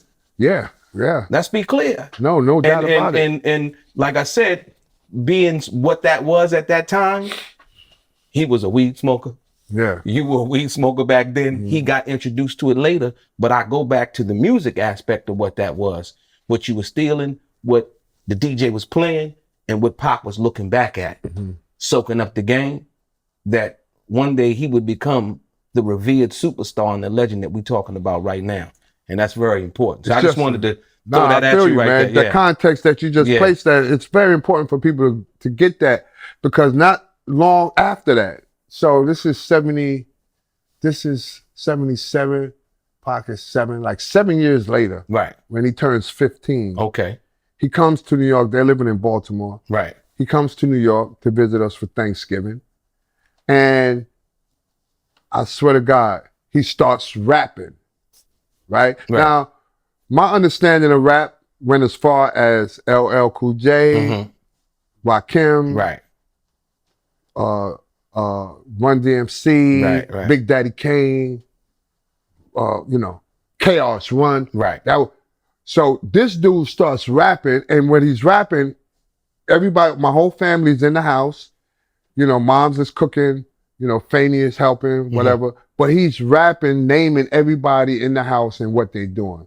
So he'll say, Fanny's in the kitchen, my mama's in the kitchen doing this, my Aunt Glo's doing this, and Billy just got out of jail, his feet stink. Right. But he's making it all rhyme. You know what I'm saying? He's making it all rhyme. It's a freestyle. It's a freestyle. Yo, absolutely. And it's dope. Right. I remember hearing it and said, this dude sounds like he can be on the radio. Right. He's only 15. Like, I remember it. I remember it very clearly that I was saying to myself, this dude sounds just as good as everybody on the radio. Right. And that was a novelty at the time. Like, we're talking 85, 84. Right, absolutely.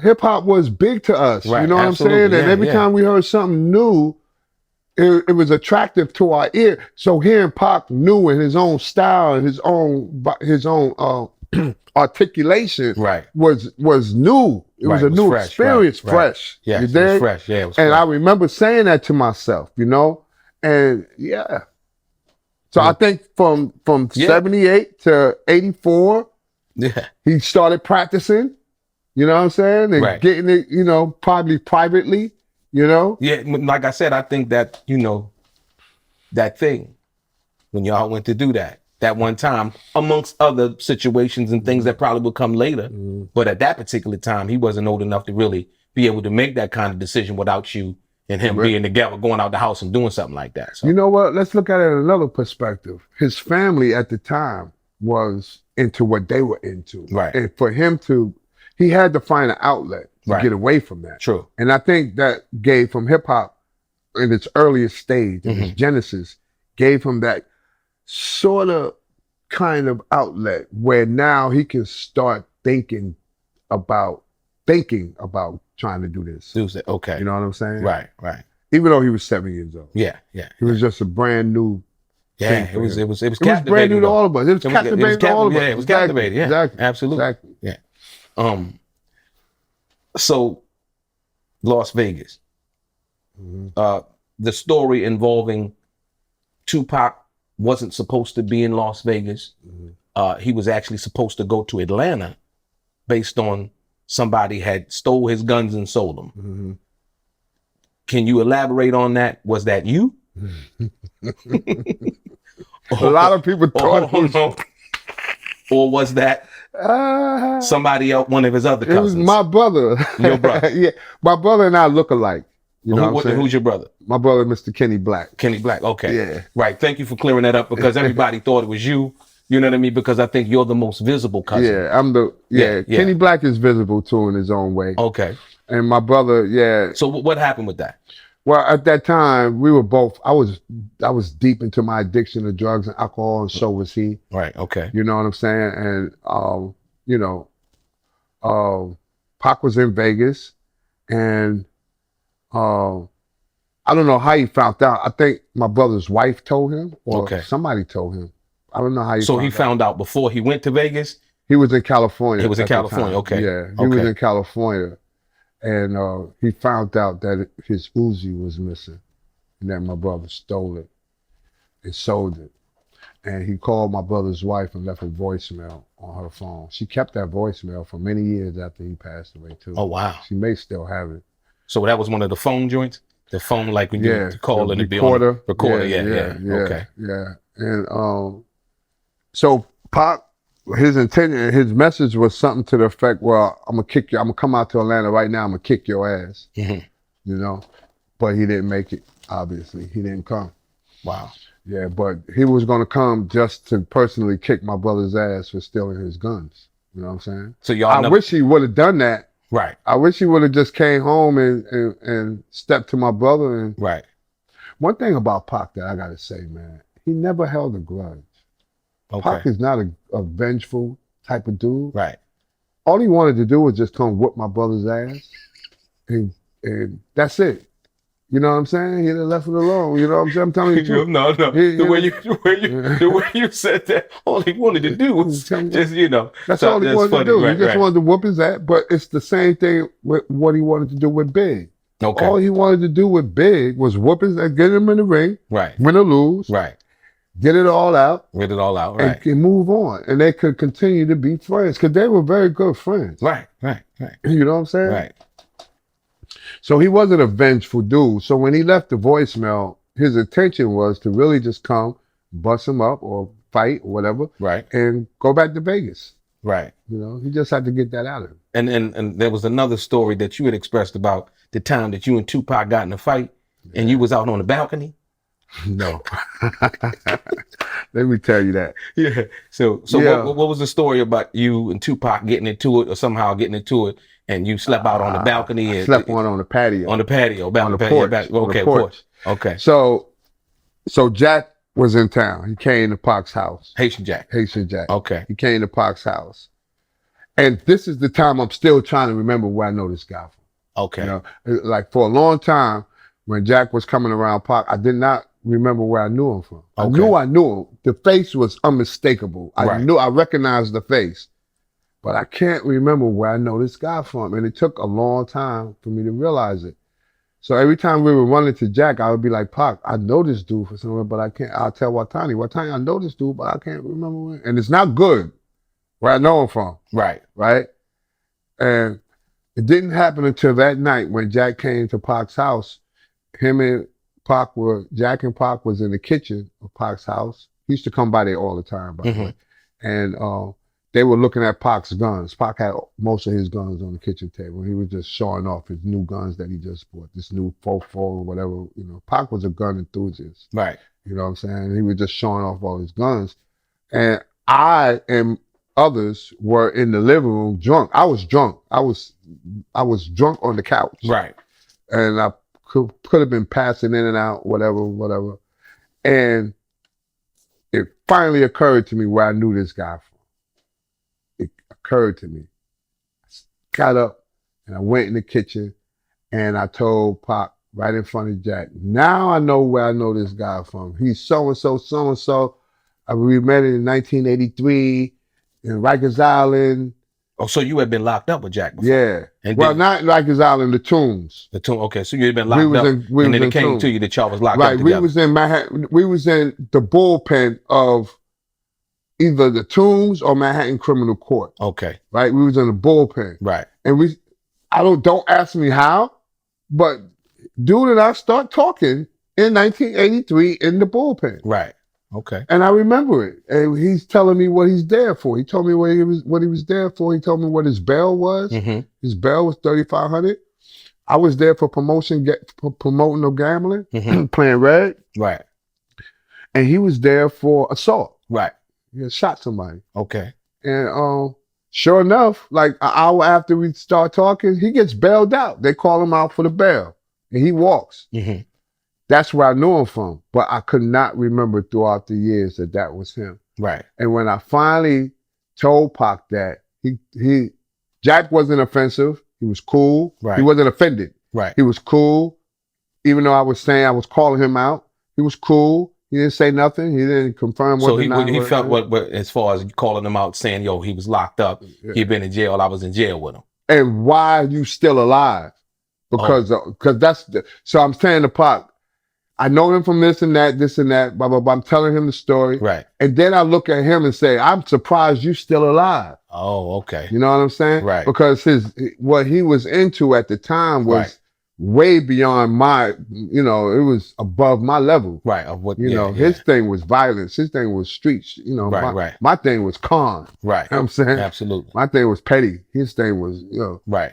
So I'm like, I'm surprised you're still alive. And he was cool, like I said. He didn't seem agitated. He wasn't offended. Right. He was cool. You dig? And after he left, me and Pac got into a fight over that because his position was, you know what I'm saying? What do you know about him? And he kind of was defending him, to be honest with you. Okay. And I became offended. I was drunk. Right. He was drunk. And we started cursing each other. I was calling him bitch. You're a bitch because you fucking with this dude. And I'm telling you not to fuck with him and you still fucking with him, bitch. Right. You know what I'm saying? Right. And it gets like that. Okay. And the next thing I know, so all of us, the Outlaws is there. They was called Dromicidal at the time. Okay. The Young Thugs or whatever. They were there. And my brother-in-law, Big G, was there. Yafeo, Yaki Gaddafi, shout out to him. Shout out to Big G. Shout out to the Outlaws. They were all there. And me and Pac now is about Big Stretch is there. Shout out to Stretch. Me and Pac is about to fight. And they getting in between us. Okay. Yafeo is pushing me back from Pac and G is holding Pac back, right? Right. And we are trying to get away from whoever is keeping us separated so that we can get to each other. It was very contentious. It was about to be very violent. Right. The room was like a powder keg. It was going to explode. If we would have got together, it'd have got ugly. Okay. It was that kind of energy. It was bad. You dig? It was energy. It was hatred. It was all that in one. Right. Plus mixed with the liquor. Right. You know what I'm saying? So Yak drags me to the bathroom. And shuts the door. I start throwing up, right? Pac comes and I hear the door is locked, the bathroom door is locked, and I hear what sounds like gunshots. Bang, bang, bang, bang. But what it really is him with his billy club beating the door of the bathroom where I was in. Right. Right? And somehow, I think either Stretch or G locked Pac in his room, and Yafael locked me. Yafael was Killer Gaddafi. Locked me in the bathroom. Right. And next thing I know, he kicked me out the house, by the way. Right. I left. Yafael escorted my ass out on the porch. And I spent the night there. I woke up the next morning with dried up shit on my shirt, vomit and shit, all on my pants and shit. And I went back in the house, and my whole family is sitting in his house. His mother, my mother, the Outlaws, Pac, and they all laughing about what happened last night. No grudge. Right. You know, no nigga don't come in my house. Right. You know, he's like welcoming me in the house and, you know, tell him what happened last night, Bill. You know what I'm saying? It was beautiful. the night when it happened, it wasn't. But the next day, it was beautiful. Right. That's why I know my dude never held a grudge. He wasn't no grudgeful, you know, vengeful type of dude. Type of dude, right. Man. You know. Jada Pinkett. There was a rumor that Jada Pinkett wanted to or tried to bail Tupac out of jail. From your knowledge, is that true? Is any truth to that? Yeah, it is. From what I understand. Right. I heard it in the chatter among my family. Okay.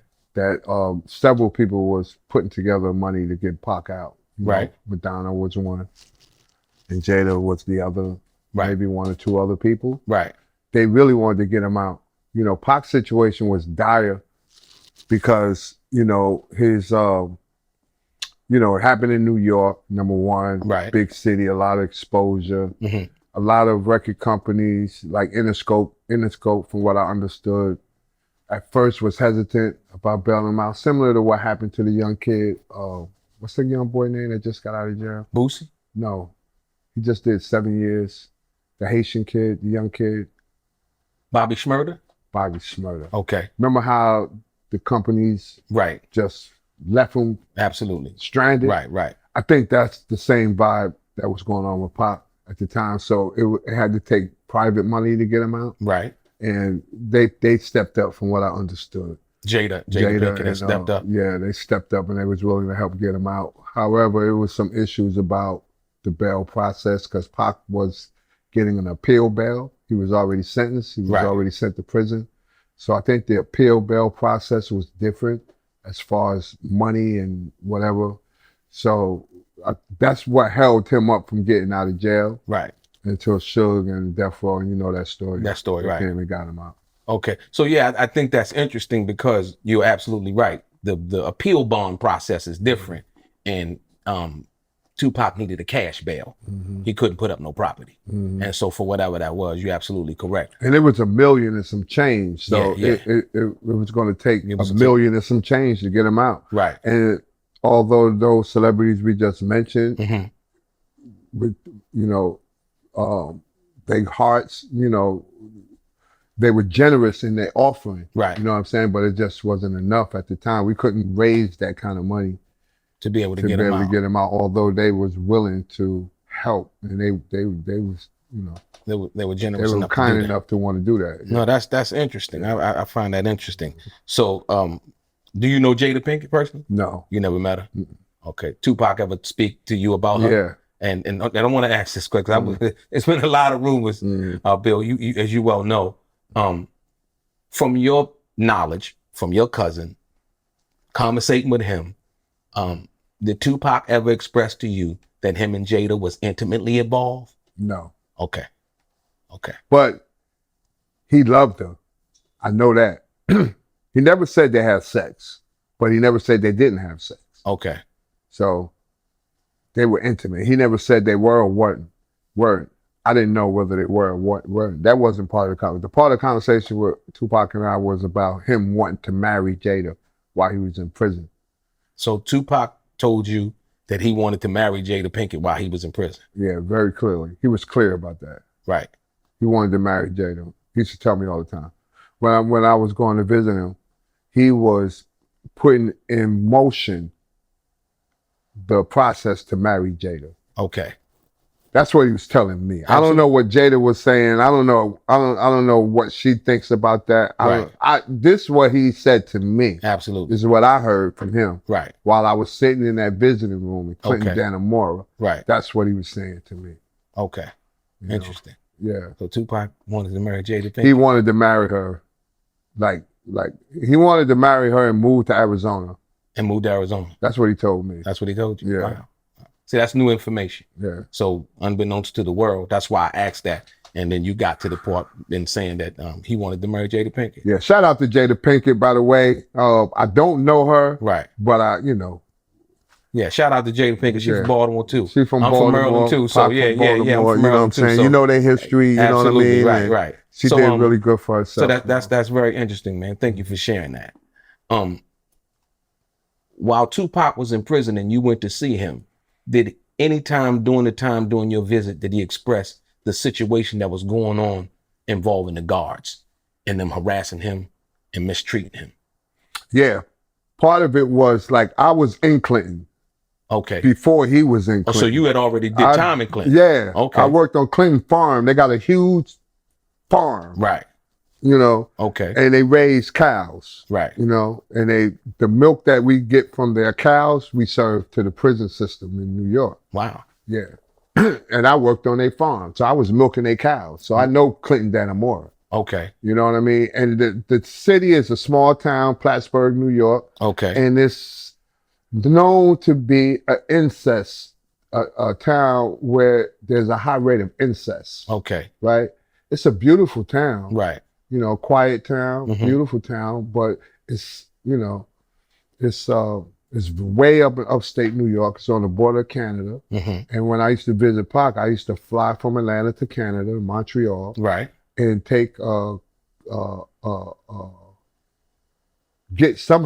my way. Either I can go to Clinton through Vermont. I used to fly into Vermont and go, or fly into Montreal. Okay. And we used to be able to take what you call the boats? Ferry? Ferry. Right. Yeah.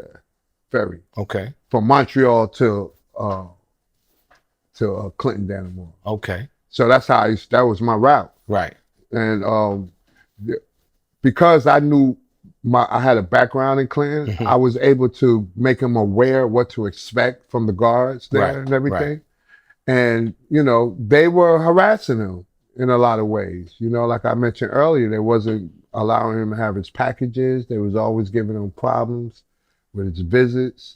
They weren't abusing him. They weren't beating him up or nothing like that. But there was a mental. It was more psychological. Okay. You know, abuse. Right.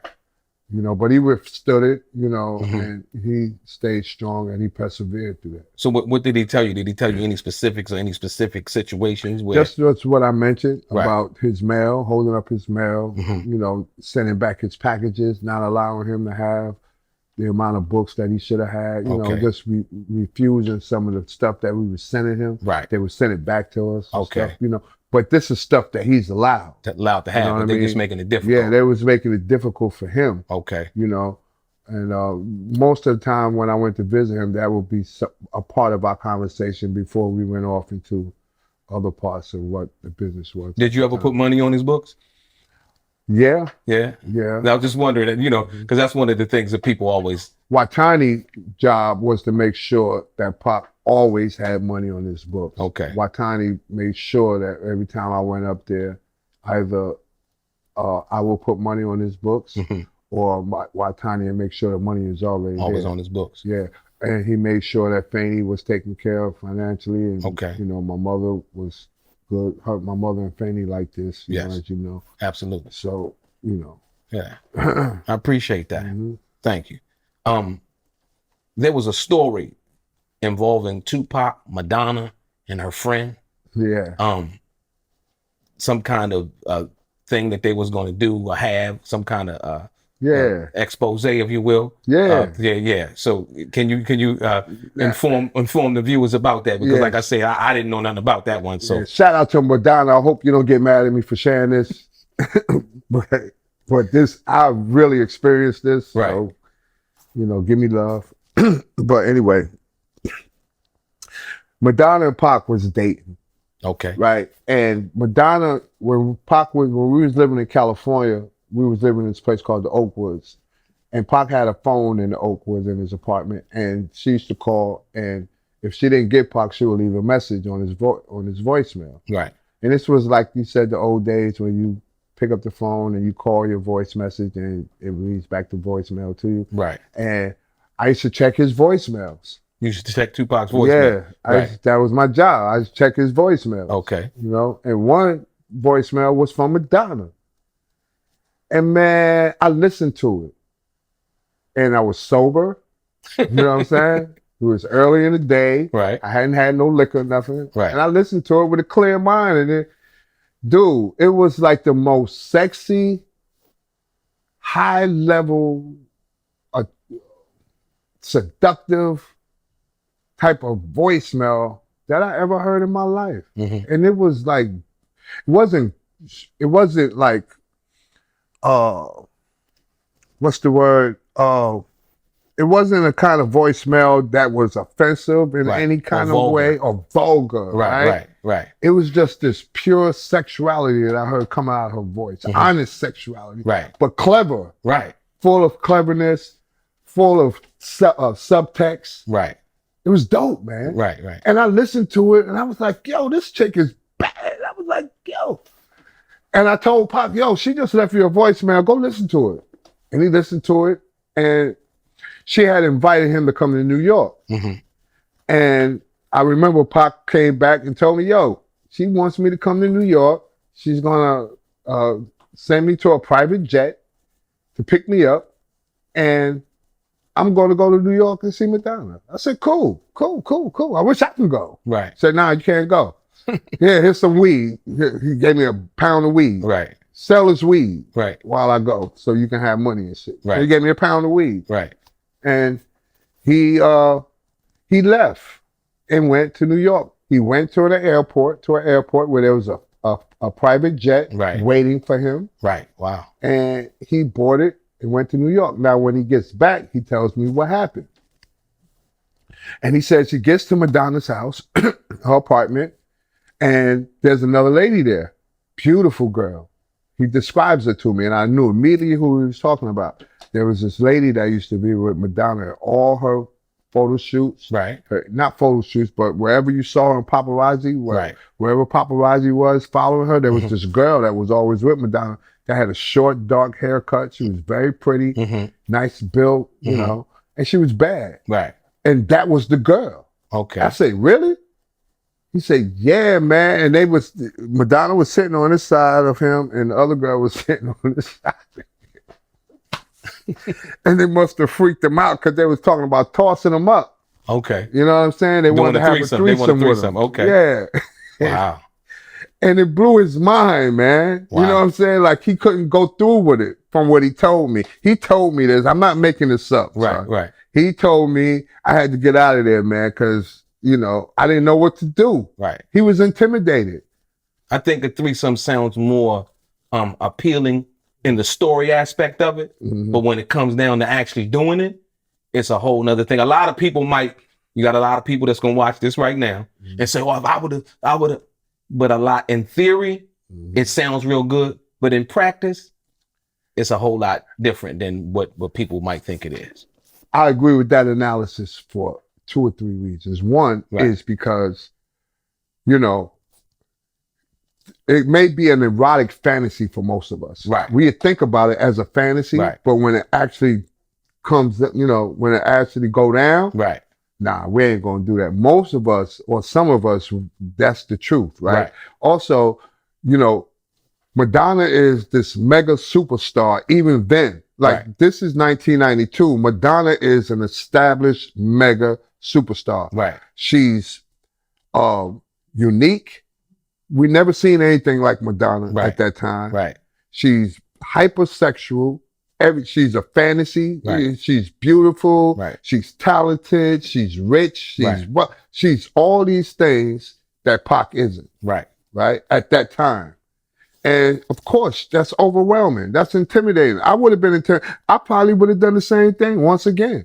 You know, like these two, I ain't got nothing for them. You know what I'm saying? Right. And, I think that's how he felt. Right. And I would never forget when he got back, he told me the story and he was like, man, I don't know what to do with her because she likes me and I like her, but she's just too much for me. She was like on another level. Right. As far as just being a woman, you know, and a woman in the And she spotlight. was older than Tupac. She was older than him. Absolutely. Way older than him. Right, you right, know? right. She's So her way- experience level was... I think she's like 65 now. Pac would just be turning 52. Yeah, 52. something. Yeah, 52. You know what I'm saying? So Yeah. she was way older than him. She was much mature. She was much more clever. Much She more was Much more experience. experienced. Right, right. Much more sexual and Right. sensual and, you know, mature. You know, so she was too much for him. Wow. Yeah, Madonna. Go figure, right?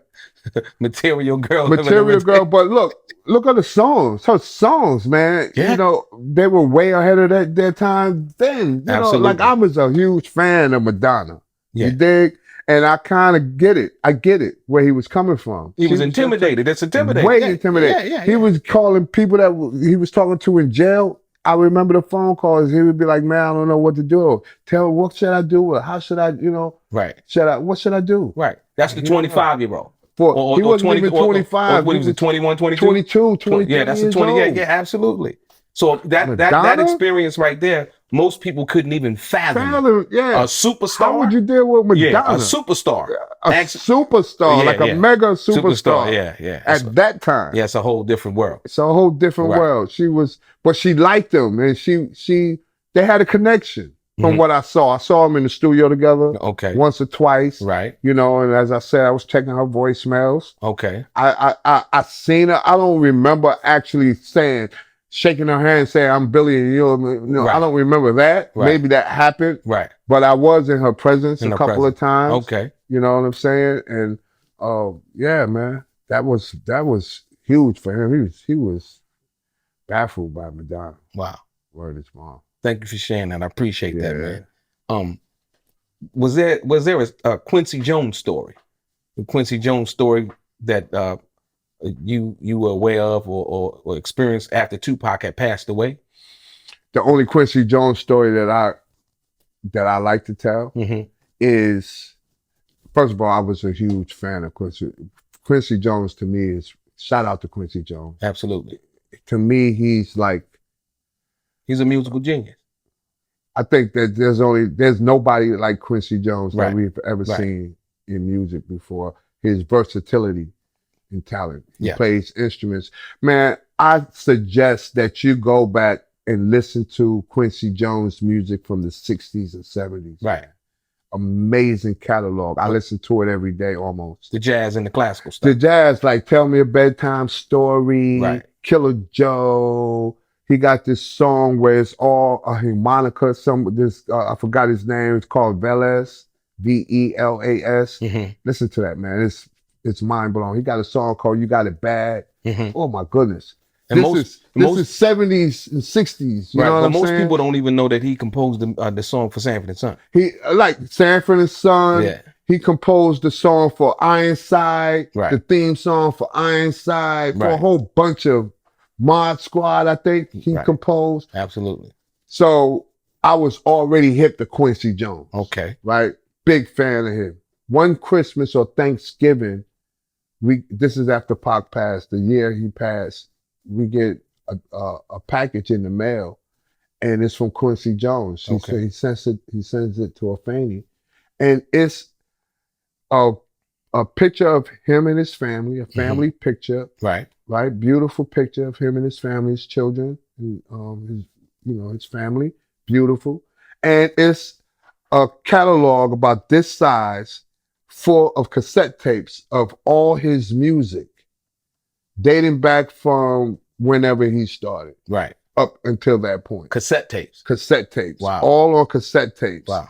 It's about that size. Okay. Full of tapes. Right. And I thought that was such a unique gift to send someone. Mm-hmm. You're sending someone all of you. Yeah. Yeah. This is all of you in all your form. You know what I mean? Right. Your creative form, whatever, your emotion. Right. This is the music, your creative output that you've done. This is your work, Right. your life's work. He sent it to a Fanny and it was packaged beautifully. Right. And I said, wow, I wish I could have took it. I mean, I wish he'd have sent that shit to me. To you. Right. You know what I'm saying? Right. Because man, I thought that was just an amazing gift to send someone, and I wondered, is that a gift that he sends to all the people that he knows? Mm-hmm. Because if it is, man, they are lucky people to get that. Yes. You know what I'm saying? Especially from him. Especially directly from him. Yeah. You know? Yeah, absolutely. Wow. I never forget that, because when I saw that, I was like, man, look at this. Right. All from the 40 Count Basie, music with Count Basie, Dizzy Gillespie. Mm-hmm. Frank Sinatra, dude. Right. Like, dude, come on. Yeah, that's why I say he's a musical genius. Man. For a long time. For a long time. Like before we knew what a musical genius was. I know before Michael Jackson's all of the Thriller and all of that stuff. Like, the stuff that really put him onto the mainstream. Decades before Michael Jackson. Literally decades before Michael Jackson. Absolutely. You know what I'm saying? So speaking of Quincy Jones, we know that at the end of Tupac's life, the person that he was involved with, that he appeared to love and have a relationship with, was Kidada Jones. Right. Do you feel like for Tupac at that particular time, for what you understood and you knew at that time, that Kidada Jones was the love of his life? Oh, absolutely. Yeah. Now I don't know too much about that. I was in jail. Right. Once again, I was in jail. Okay. When he was dating Madonna. He was on the West Coast. Kidada. Yeah, I'm sorry. When he was dating Kidada, I didn't know anything about that relationship except for what my sister would tell me, or tell you about what someone would tell me. But I never met Kidada. You know, I don't know her. You know, but I do know that was a love story about to happen. Okay. It was about to blossom into something that was going to be beautiful. So your sister basically told you that? She told me a little bit. A little bit about it. Okay, got you. I think it was going to, because her and my sister was cool. Right, okay. But I think it was going to blossom into where she was going to become his soulmate. And that would have been the first time. Now, Tupac's ex-wife, Keisha, was a beautiful person in her own right. But for some reason, that relationship didn't work. Right. But for some reason, the relationship that was being developed with Kidada seemed to make sense in a lot of ways. Okay. You know what I'm saying? Because of the way it transpired. It started from a simple beef between, you know, a misunderstanding between absolutely. her father and him. Right. And, you know, look what it led to. You know what I'm saying? And yes. There has to be some type of spark there. Yes. For that to lead, that misunderstanding to lead to a relationship with the person's daughter. Yes. You dig? Absolutely. So that could have been very strong enough to carry them into a marriage that probably would have lasted for a long time. Yeah. Okay. Is it true that Tupac had Biggie's first demo with Juicy on it? Yeah. Yep. I'll never forget it. So we used to play Big's demo every day. When we got Big's demo, we used to take turns playing it all day. Right. Like I'll have it for a whole day. Somebody else will have it for a whole day. By the time we finished with that demo, it was destroyed. Because the tape was warped. Right. We played it over and over and over and over and over again. Okay. So do you know where they got the demo from? I think he got it from Big. He got it from Big. Yep. I think Big personally gave it to him. Okay. Right? Okay. And we used to, it was dope, man. It was crazy. Right. Right? The songs on there, it was dope. At that time, it was like crazy. And we was listening to it all the time. And I would never forget when Big's album was about to come out. So after us listening to that demo for so long, we was anticipating the album. Okay. But more importantly, Pac had got an invitation to come to Big's album release party. Okay. In New York. And when he got that invitation, I never seen another black man happier for another black man before, like Pac was. So Pac was ultimately happy for Biggie. He was not only happy, man, he was grateful for his friend. Like he was like, man, he was so supportive, so happy to hear that he was invited. He made sure that we all was going to come to that. Mm-hmm. None of us could miss that. All of us was coming with him to that, mm-hmm. even if he had to pay for our flights, which he did. Mm-hmm. But he paid for everybody. We all went to support his friend. He wanted to support his friend. He wanted to be there. But I never forget how happy he was, genuinely happy for the success of Big. Right. And I thought that, and the reason why I never forget it is because I have not seen since then, or even now, that type of love and uh, joy Right. for another person's success that was genuine without any motives hidden. I'm gonna get this if I support him, there's something in it for me. You know what I'm saying? It was none of that. It was all about him supporting Big for his success. Right. With nothing attached to it. And I saw that from Pac. And that was beautiful, I thought. Right. You know what I mean? I really did. I thought that was very mature of him. And I thought that it was honest. Okay. You know? Okay. So, yeah. So with you saying that and that because like I said, you were there and a lot of other people don't know what that was like, the feeling between those two guys from that perspective, especially in dealing with that. But do you think that's why Tupac was so hurt after he went to prison and he heard who shot you? Even though they might have said that it was done before, done after, do you think that was part of the reason why Tupac was so hurt? Yeah, I know it was, because I was hurt too. Okay. I fed into that theory that this song was for you. Right. Because shit, listen to the lyrics. The first thing you're gonna think, and it's, by the way, that's one of Big's dopest songs, though. Right. He was hurt because the shit was so dope too. Like, like it's a difference to have a whack song. Whack diss song, that you perceive as a diss song, right? If it's whack, then but that shit was dope. Everything. It was lyrically clever, the beat, everything. Yeah. Man. And so Pac told you that he was hurt? Yeah. He was hurt. Right. He was hurt. I know he was hurt, He showed it a lot when I visited him. He was hurt about that song. Why would he release that? Why would he release that song? I'm gonna tell you another thing, Pop. I'm gonna tell you another story. So this was in jail. He was asking you why would he release that? Why would he release something like that? Right. But I remember one time we went to a comedy show. Okay. And we was going to see Wanda. Remember Wanda? Yeah, absolutely. That was the co-host with Frank Ski. Yeah. On the radio show. She was on stage doing her comedy. And we were all in the audience. Me, Pac, Stretch. Shout out to Stretch. Shout out to Pac. We was all in the audience. And she zeroed in on my dude about the rape case. Oh, she zeroed in on Pac about the rape case? Yeah, like she put him on blast. Wow. Like it was packed. Right. And everybody's drinking, having a good time. Everybody's laughing at her jokes. But she zeroes in on him and says some crazy stuff about his allegations, his rape allegations. Wow. And she put him on Front Street like he was guilty. She made him guilty. Right. In the trial of opinion. Right. In the court of opinion. Right. In the court of public opinion. Public opinion. Right. And she had him on trial. And that hurt him. That really hurt him. He was very emotional. He didn't cry, but he was very, very emotional about that. Very saddened that she would do that to him. Wow. Put him on Front Street. It hurt him a lot, man. Right. And I was alluding to that when we was talking about Ayana, how that really humiliated Pac, man. It made him feel like, this person that he struggled so hard to be, and struggled so hard to show, was all destroyed based on the accusation. Right. And he was so far from that, and that really did hurt him. I seen him go through a lot of pain with that, dealing with that. Wow. And I want people to understand that, man. That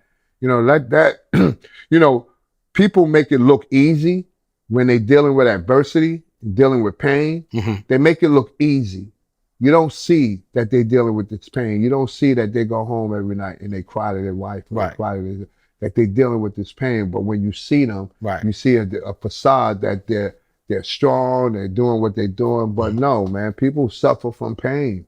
Well, I think the situation with Tupac and a lot of celebrities, I think people deal with it. They take away the humanistic aspect. They do. Of it. Yeah. You know what I mean? And it's like they start to judge you based on, oh, you're successful. And then they have this preconceived idea of who you're supposed to be versus who you really are. But from your perspective, being a family member, being close and intimate with them, you can basically see that for yourself. The human side of what that effect was. People think of Tupac the thug and the public persona and so on and so forth. So appreciate you sharing that, man. Very well said. Yeah. Thank you for saying that.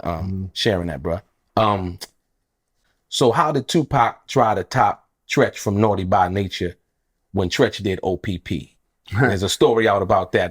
When I was with him when he heard it. When he heard OPP. Okay. And the first thing that came out of his mouth was, wow. He listened to it and he was like, man.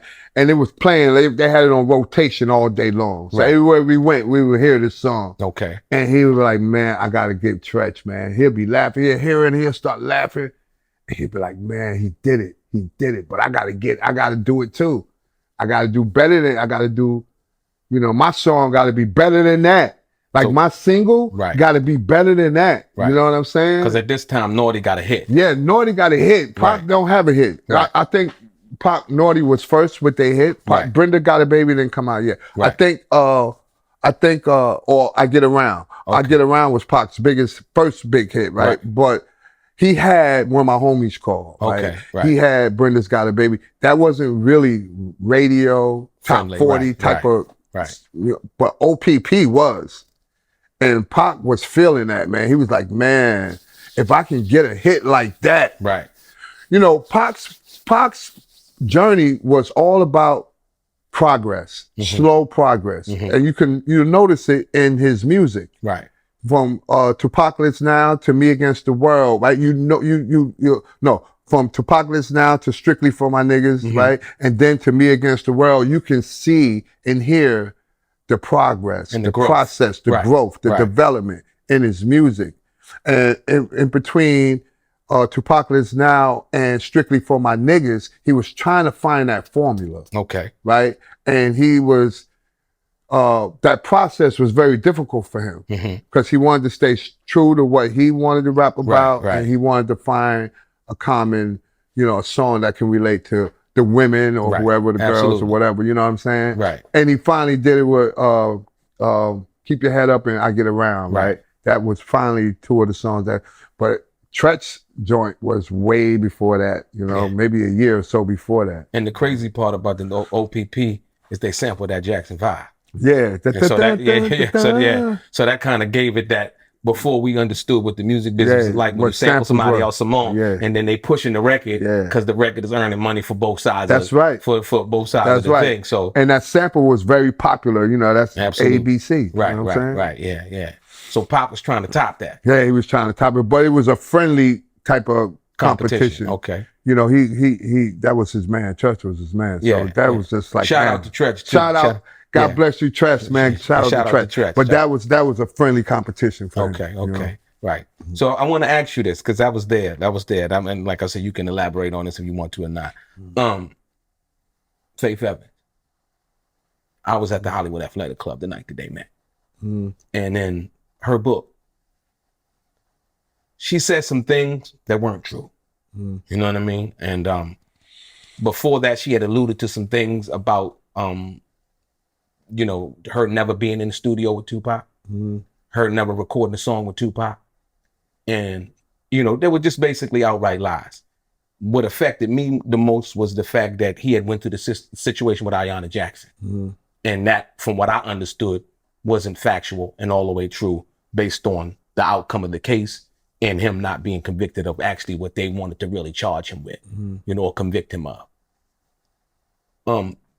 Did you know anything about that situation? Did he express to you anything about that situation? I got the phone call. We got the phone call when it happened.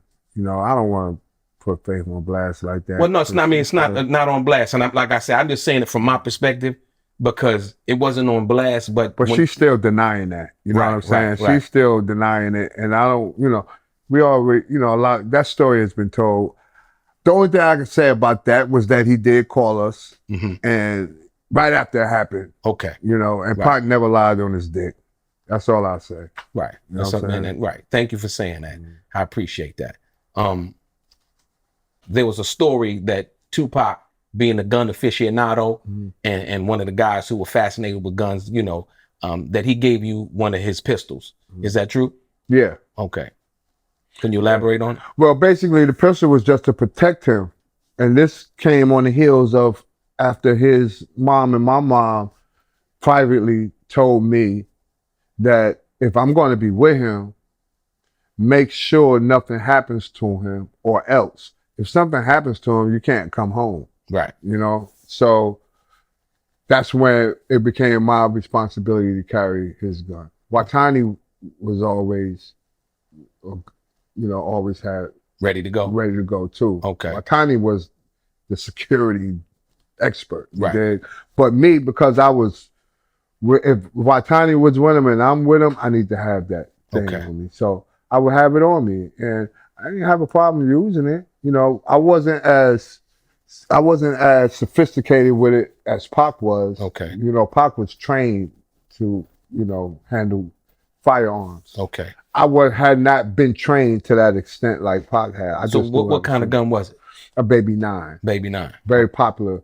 Baby 9s was smaller. Yeah, smaller. It fits in your pocket. Right.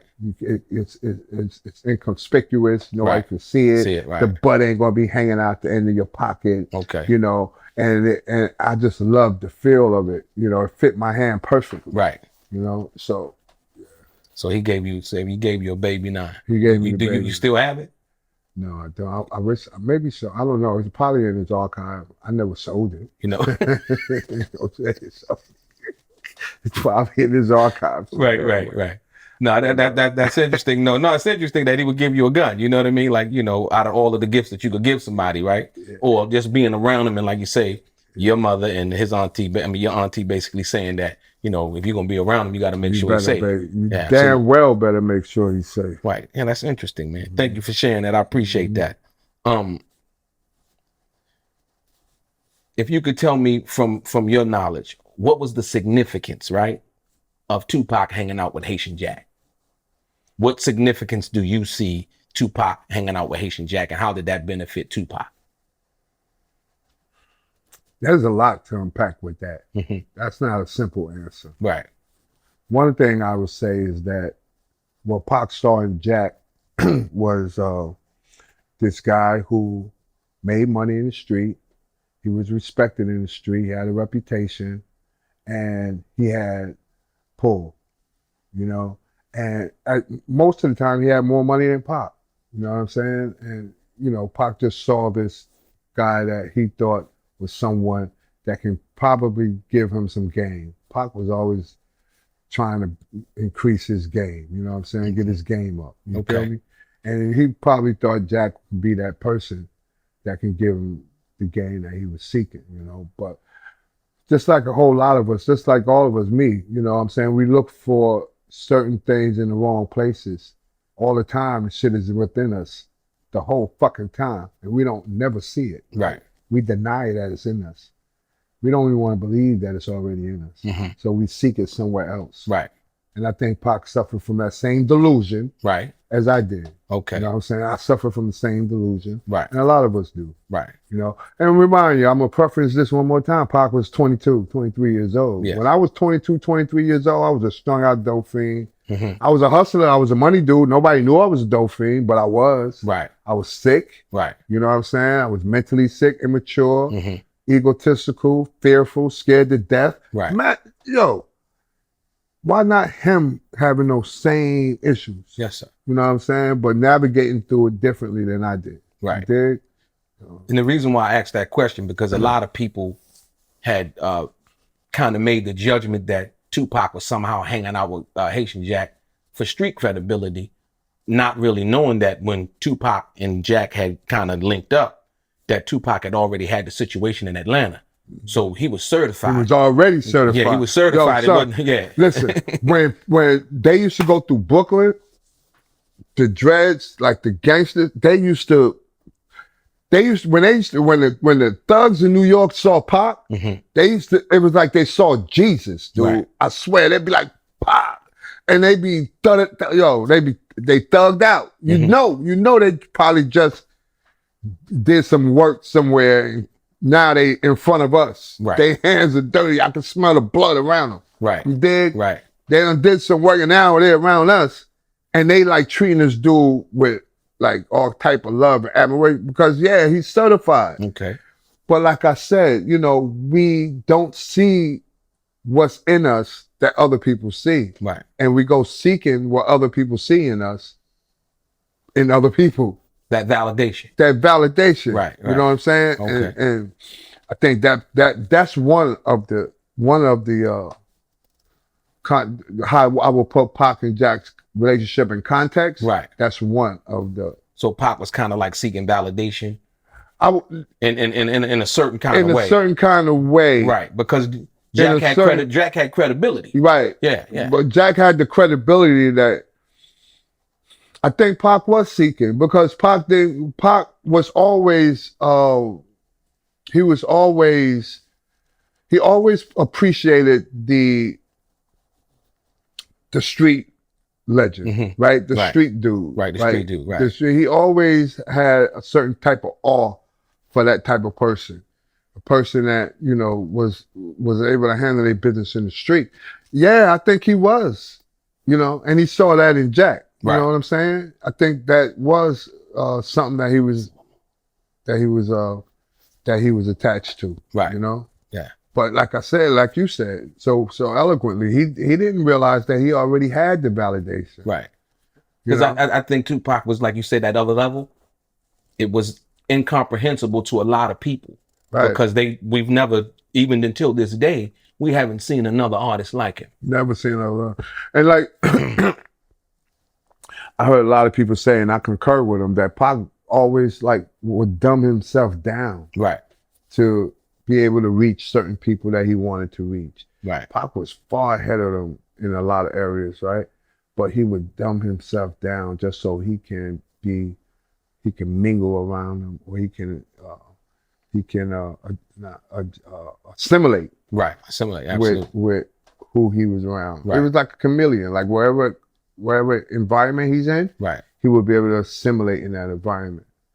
And I think Pac was like that. But, you know, I look at it from another point of view too. I just look at that part of his life as a growing experience that he had to go through. He had to learn and grow through that experience. As we all do. As we all do, right? But that was just his. Absolutely. He had to learn and grow through that, you know, to get to where he got to. Mm-hmm. You know, I wish Pac, man, you know, one of my biggest things in life, man, that I just got over, the trauma of it, was dealing with the fact that he was ambushed twice and I wasn't there when I was supposed to be there, right? He was ambushed twice and I was supposed to be there. In 2 years? In 2 years. And I was in jail both times. Wow. You know, and that was very traumatic for me. It took me a long time to first come to grips with it and then try to do something about it so that I couldn't be sick and stricken by it anymore. Absolutely. Handicapped by it, you know. I had to go through therapy. I had to get therapy for it. But imagine, you know, living the life that he was living at that age and not having the opportunity to grow through it. Right. You know, to get to the other side. Right. To go through the transformation. Right. To experience the journey and the process. And then be able to share that journey and process with someone else who's going through the same thing. Right. You know. Right. But I think he did. I think he did his music. Yeah, yeah. And I think that's the most important part about that. And that leads to the next question. How do you think that Tupac's music changed from his first album to when he joined Death Row? From your perspective, how do you think that Tupac's music changed? For the better or worse? Yeah. Number one, the biggest change was he stopped talking. Most of everything Tupac said out of his mouth was death. You know, he was infatuated with death. He would talk about death all the time in his music. That's number one. That changed. And that changed later? Yeah, later. Okay. That changed like after Me Against the World. Okay. Right? Okay. Me Against the World was going to be an album full of death. He changed a lot of songs and placed a lot of songs on there. Okay. You know, like So Many Tears, Young Niggas, you know, dope. Heavy in the Game. One of my favorites. Heavy in the Game. Yeah, that was dope. You know, those were going to be Death Around the Corner. There were all these other songs. That was going to be those. But he changed. So he was going through that process then, right? But then he started become in his music, in the evolution of his music, I noticed he started to become more introspective. Okay.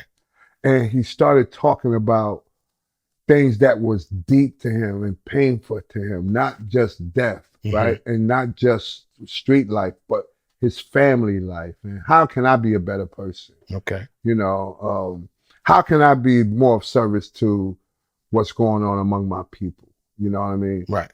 I started hearing that in his music. You know, I'll give you a million examples, man. Like he got like Crazy, very introspective song. Absolutely. You know what I'm saying? Yeah. White Man's World. Yes. You know, very intimate social commentary, very introspective about, you know, what can he do to Right. add to make the world better. You dig? Right. And change the narrative. You know what I'm saying? Mm-hmm. Then he got deeper songs like Back for Everything They Owe. Okay. On this is on what's the name of the album? Until the End of Time. Okay. Right? Back for Everything They Owe is about slavery. Right. And the middle passages, dude. Right. Dig. Now how you write a song about the middle passages, right? That is thought provoking, compelling, you know, it resonates. Right. And also factual. And factual. Right. And it resonates. You know what I'm saying? So that's where he was heading. Right. Hail Mary. Right. You know what I mean? Tackling, you know, the idea of religion and spirituality. You know what I'm saying? Like, so, you know, this is where he's going. He's heading in that direction. Right. Right? And all you can do when you're heading in that direction is go further.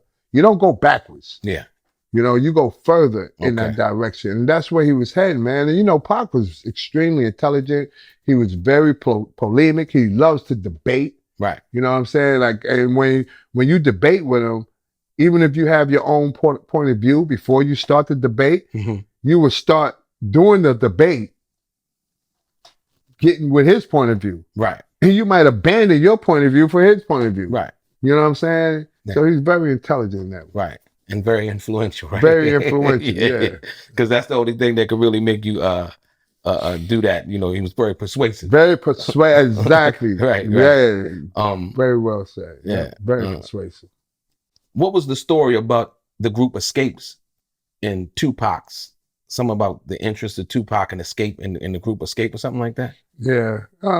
Not too much, except for they used to come by the house a lot when we were living in Latonia. Is that Atlanta? Yeah. Okay. And Pac had a place called Thug Mansion. Right. No, go ahead. We can do it over again. Let's do it over. Right.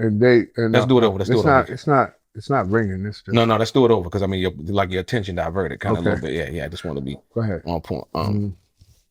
So, what was the story involving the group Escape and Tupac about how they were friends or they would come to the house? Yeah. It ain't too much about that, except for that. When we was living in Latonia, they used to come visit a lot, right? They used to come visit the house and come visit Pac. And what I detect from those visits, man, a lot of times was that they were young girls, you know, little girls that liked Pac, you know, they liked him. But I remember Pac used to always say to me, man, I used to be like, "Oh, you gonna fuck him?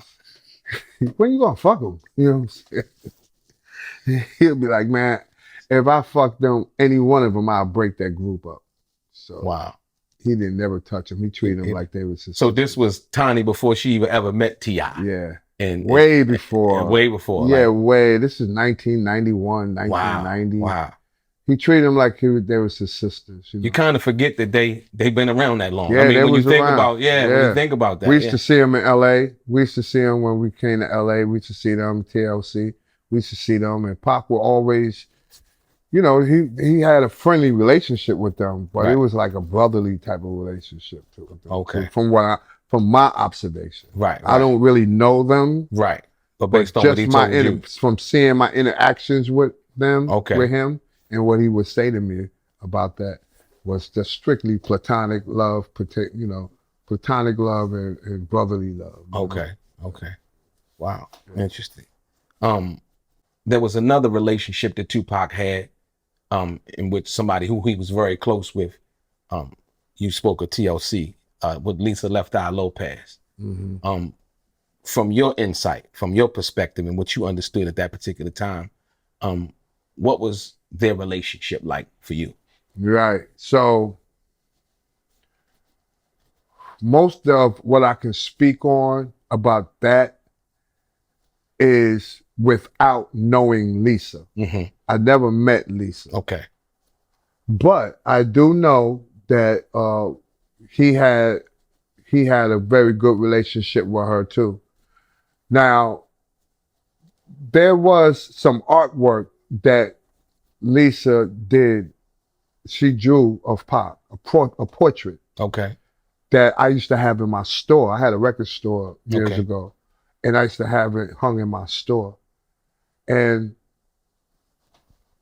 for the best of my recollection, the portrait had her signature on the front of it, on the bottom. Right. And it had a date that is consistent with the day she was killed. Oh, wow. On the back of it. On the back of it. Yeah. So it was sometime later after she drew the picture, and it was right. So she drew the picture. Let's say she drew the picture in 91, 92. Okay. She died in what? What year she died? I can't remember the exact year. Right off. 2002, 3, something like that. 10 years later, dude. Right. Like 10 years later, the date of the artwork is the day she died. Amazing. Wow. Yeah, man. Right. And I had that in my store. I didn't realize it till someone pointed it out to me later when I saw the date on the back of when she drew the artwork. Right. And it turned out it was the day that she was killed. Wow. So that was kind of surreal to me, right? Almost spooky. Right. You know? But it also speaks to their connectedness, because they're both then, at that time, they're now both in the afterlife. Right. So who's to say that they had not communicated in the afterlife about that artwork and gave it to me? I don't know. Right. We don't know. Or the life here and now. The life here and now. Right? Like we don't know. So I know I don't know. Right. But I know there's some type of significance that arises from that, in my understanding. Okay. You know? Okay. Wow. Very significant. Okay, and in this one right here, Las Vegas again. There's been a lot of rumors, a lot of speculation, a lot of lies, a lot of everything in regards to the death of Tupac Shakur. What do you think happened? And who do you think killed Tupac? Well, first of all, I want to say that shit could have been avoided. Number one. I think that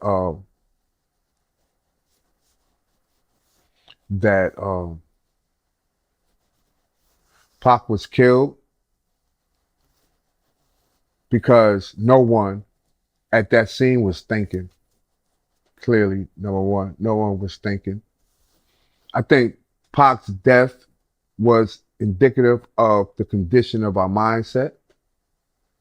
You know, that we are the only set of people, the only community that kills people in our community that can actually help us, our heroes. Right. Like we kill our heroes. Right. Right? People that we love and admire, we kill them in the street as if they were our enemy, as if they violated our families or something. Right. I don't get that. Right. Also, I like to say that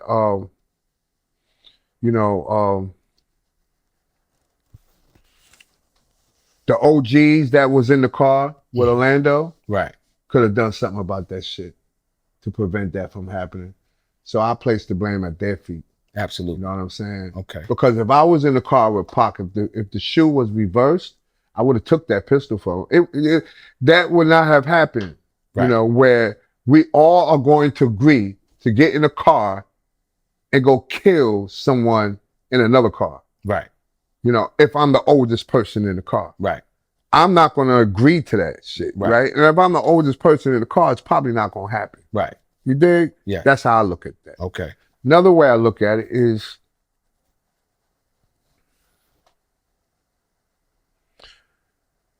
when we hear about Pac's death, we forget that since Pac has been murdered, count how many other hip hop artists has been murdered. Right. You notice the pattern? Absolutely. You know what I'm saying? Yeah. Let's say maybe 1,000. Right. We hear about another hip hop artist murdered almost every month. Right? Known or unknown? Known or unknown. Right. Throughout the entire world. Right. Right? What does that say about our culture? that needs to be addressed. I contend that what needs to be addressed in our culture is mental illness. Right. It's lack of spirituality. Right. Lack of respect. Right. Lack of love.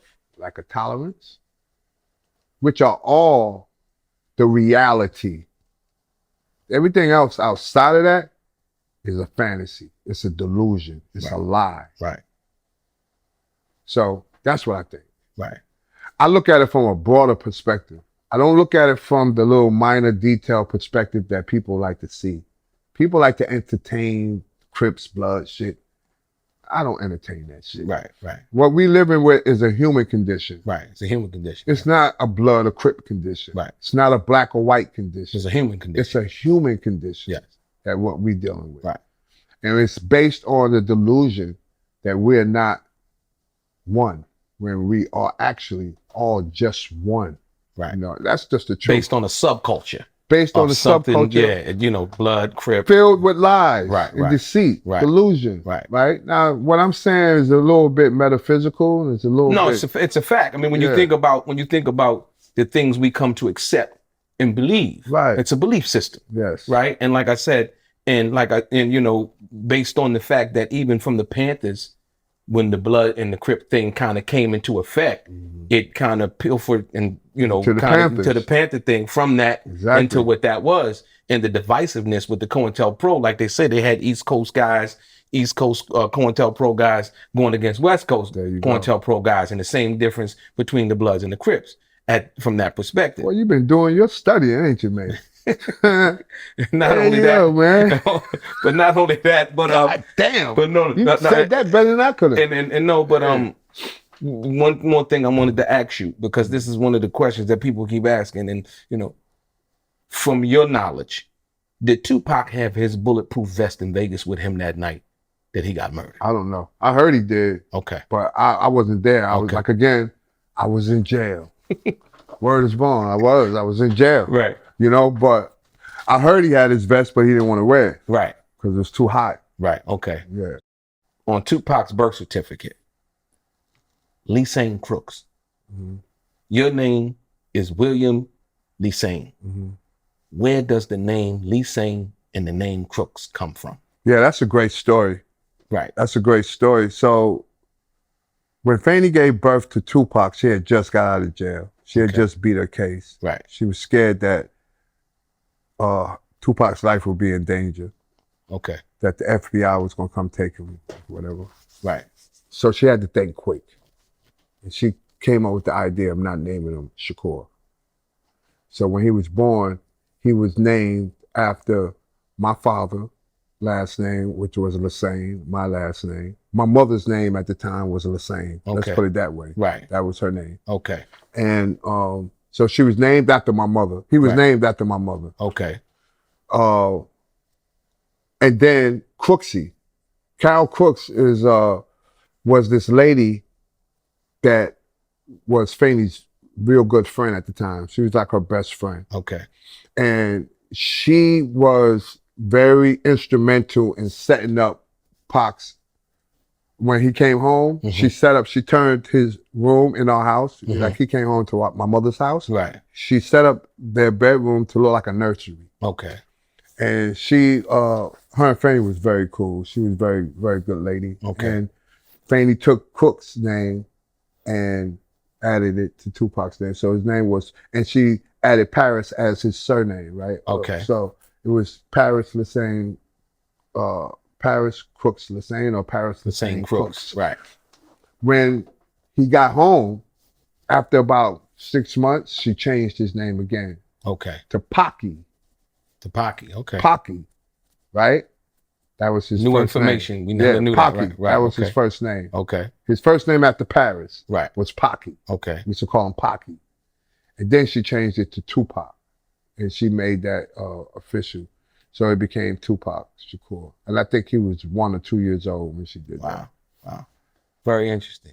I want to thank you again, brother King William Lesane, for coming on the Art of Dialogue, giving us your stories, giving us your truth, giving us your time. I appreciate you. And hopefully we'll have you back again. Thank you for that, brother.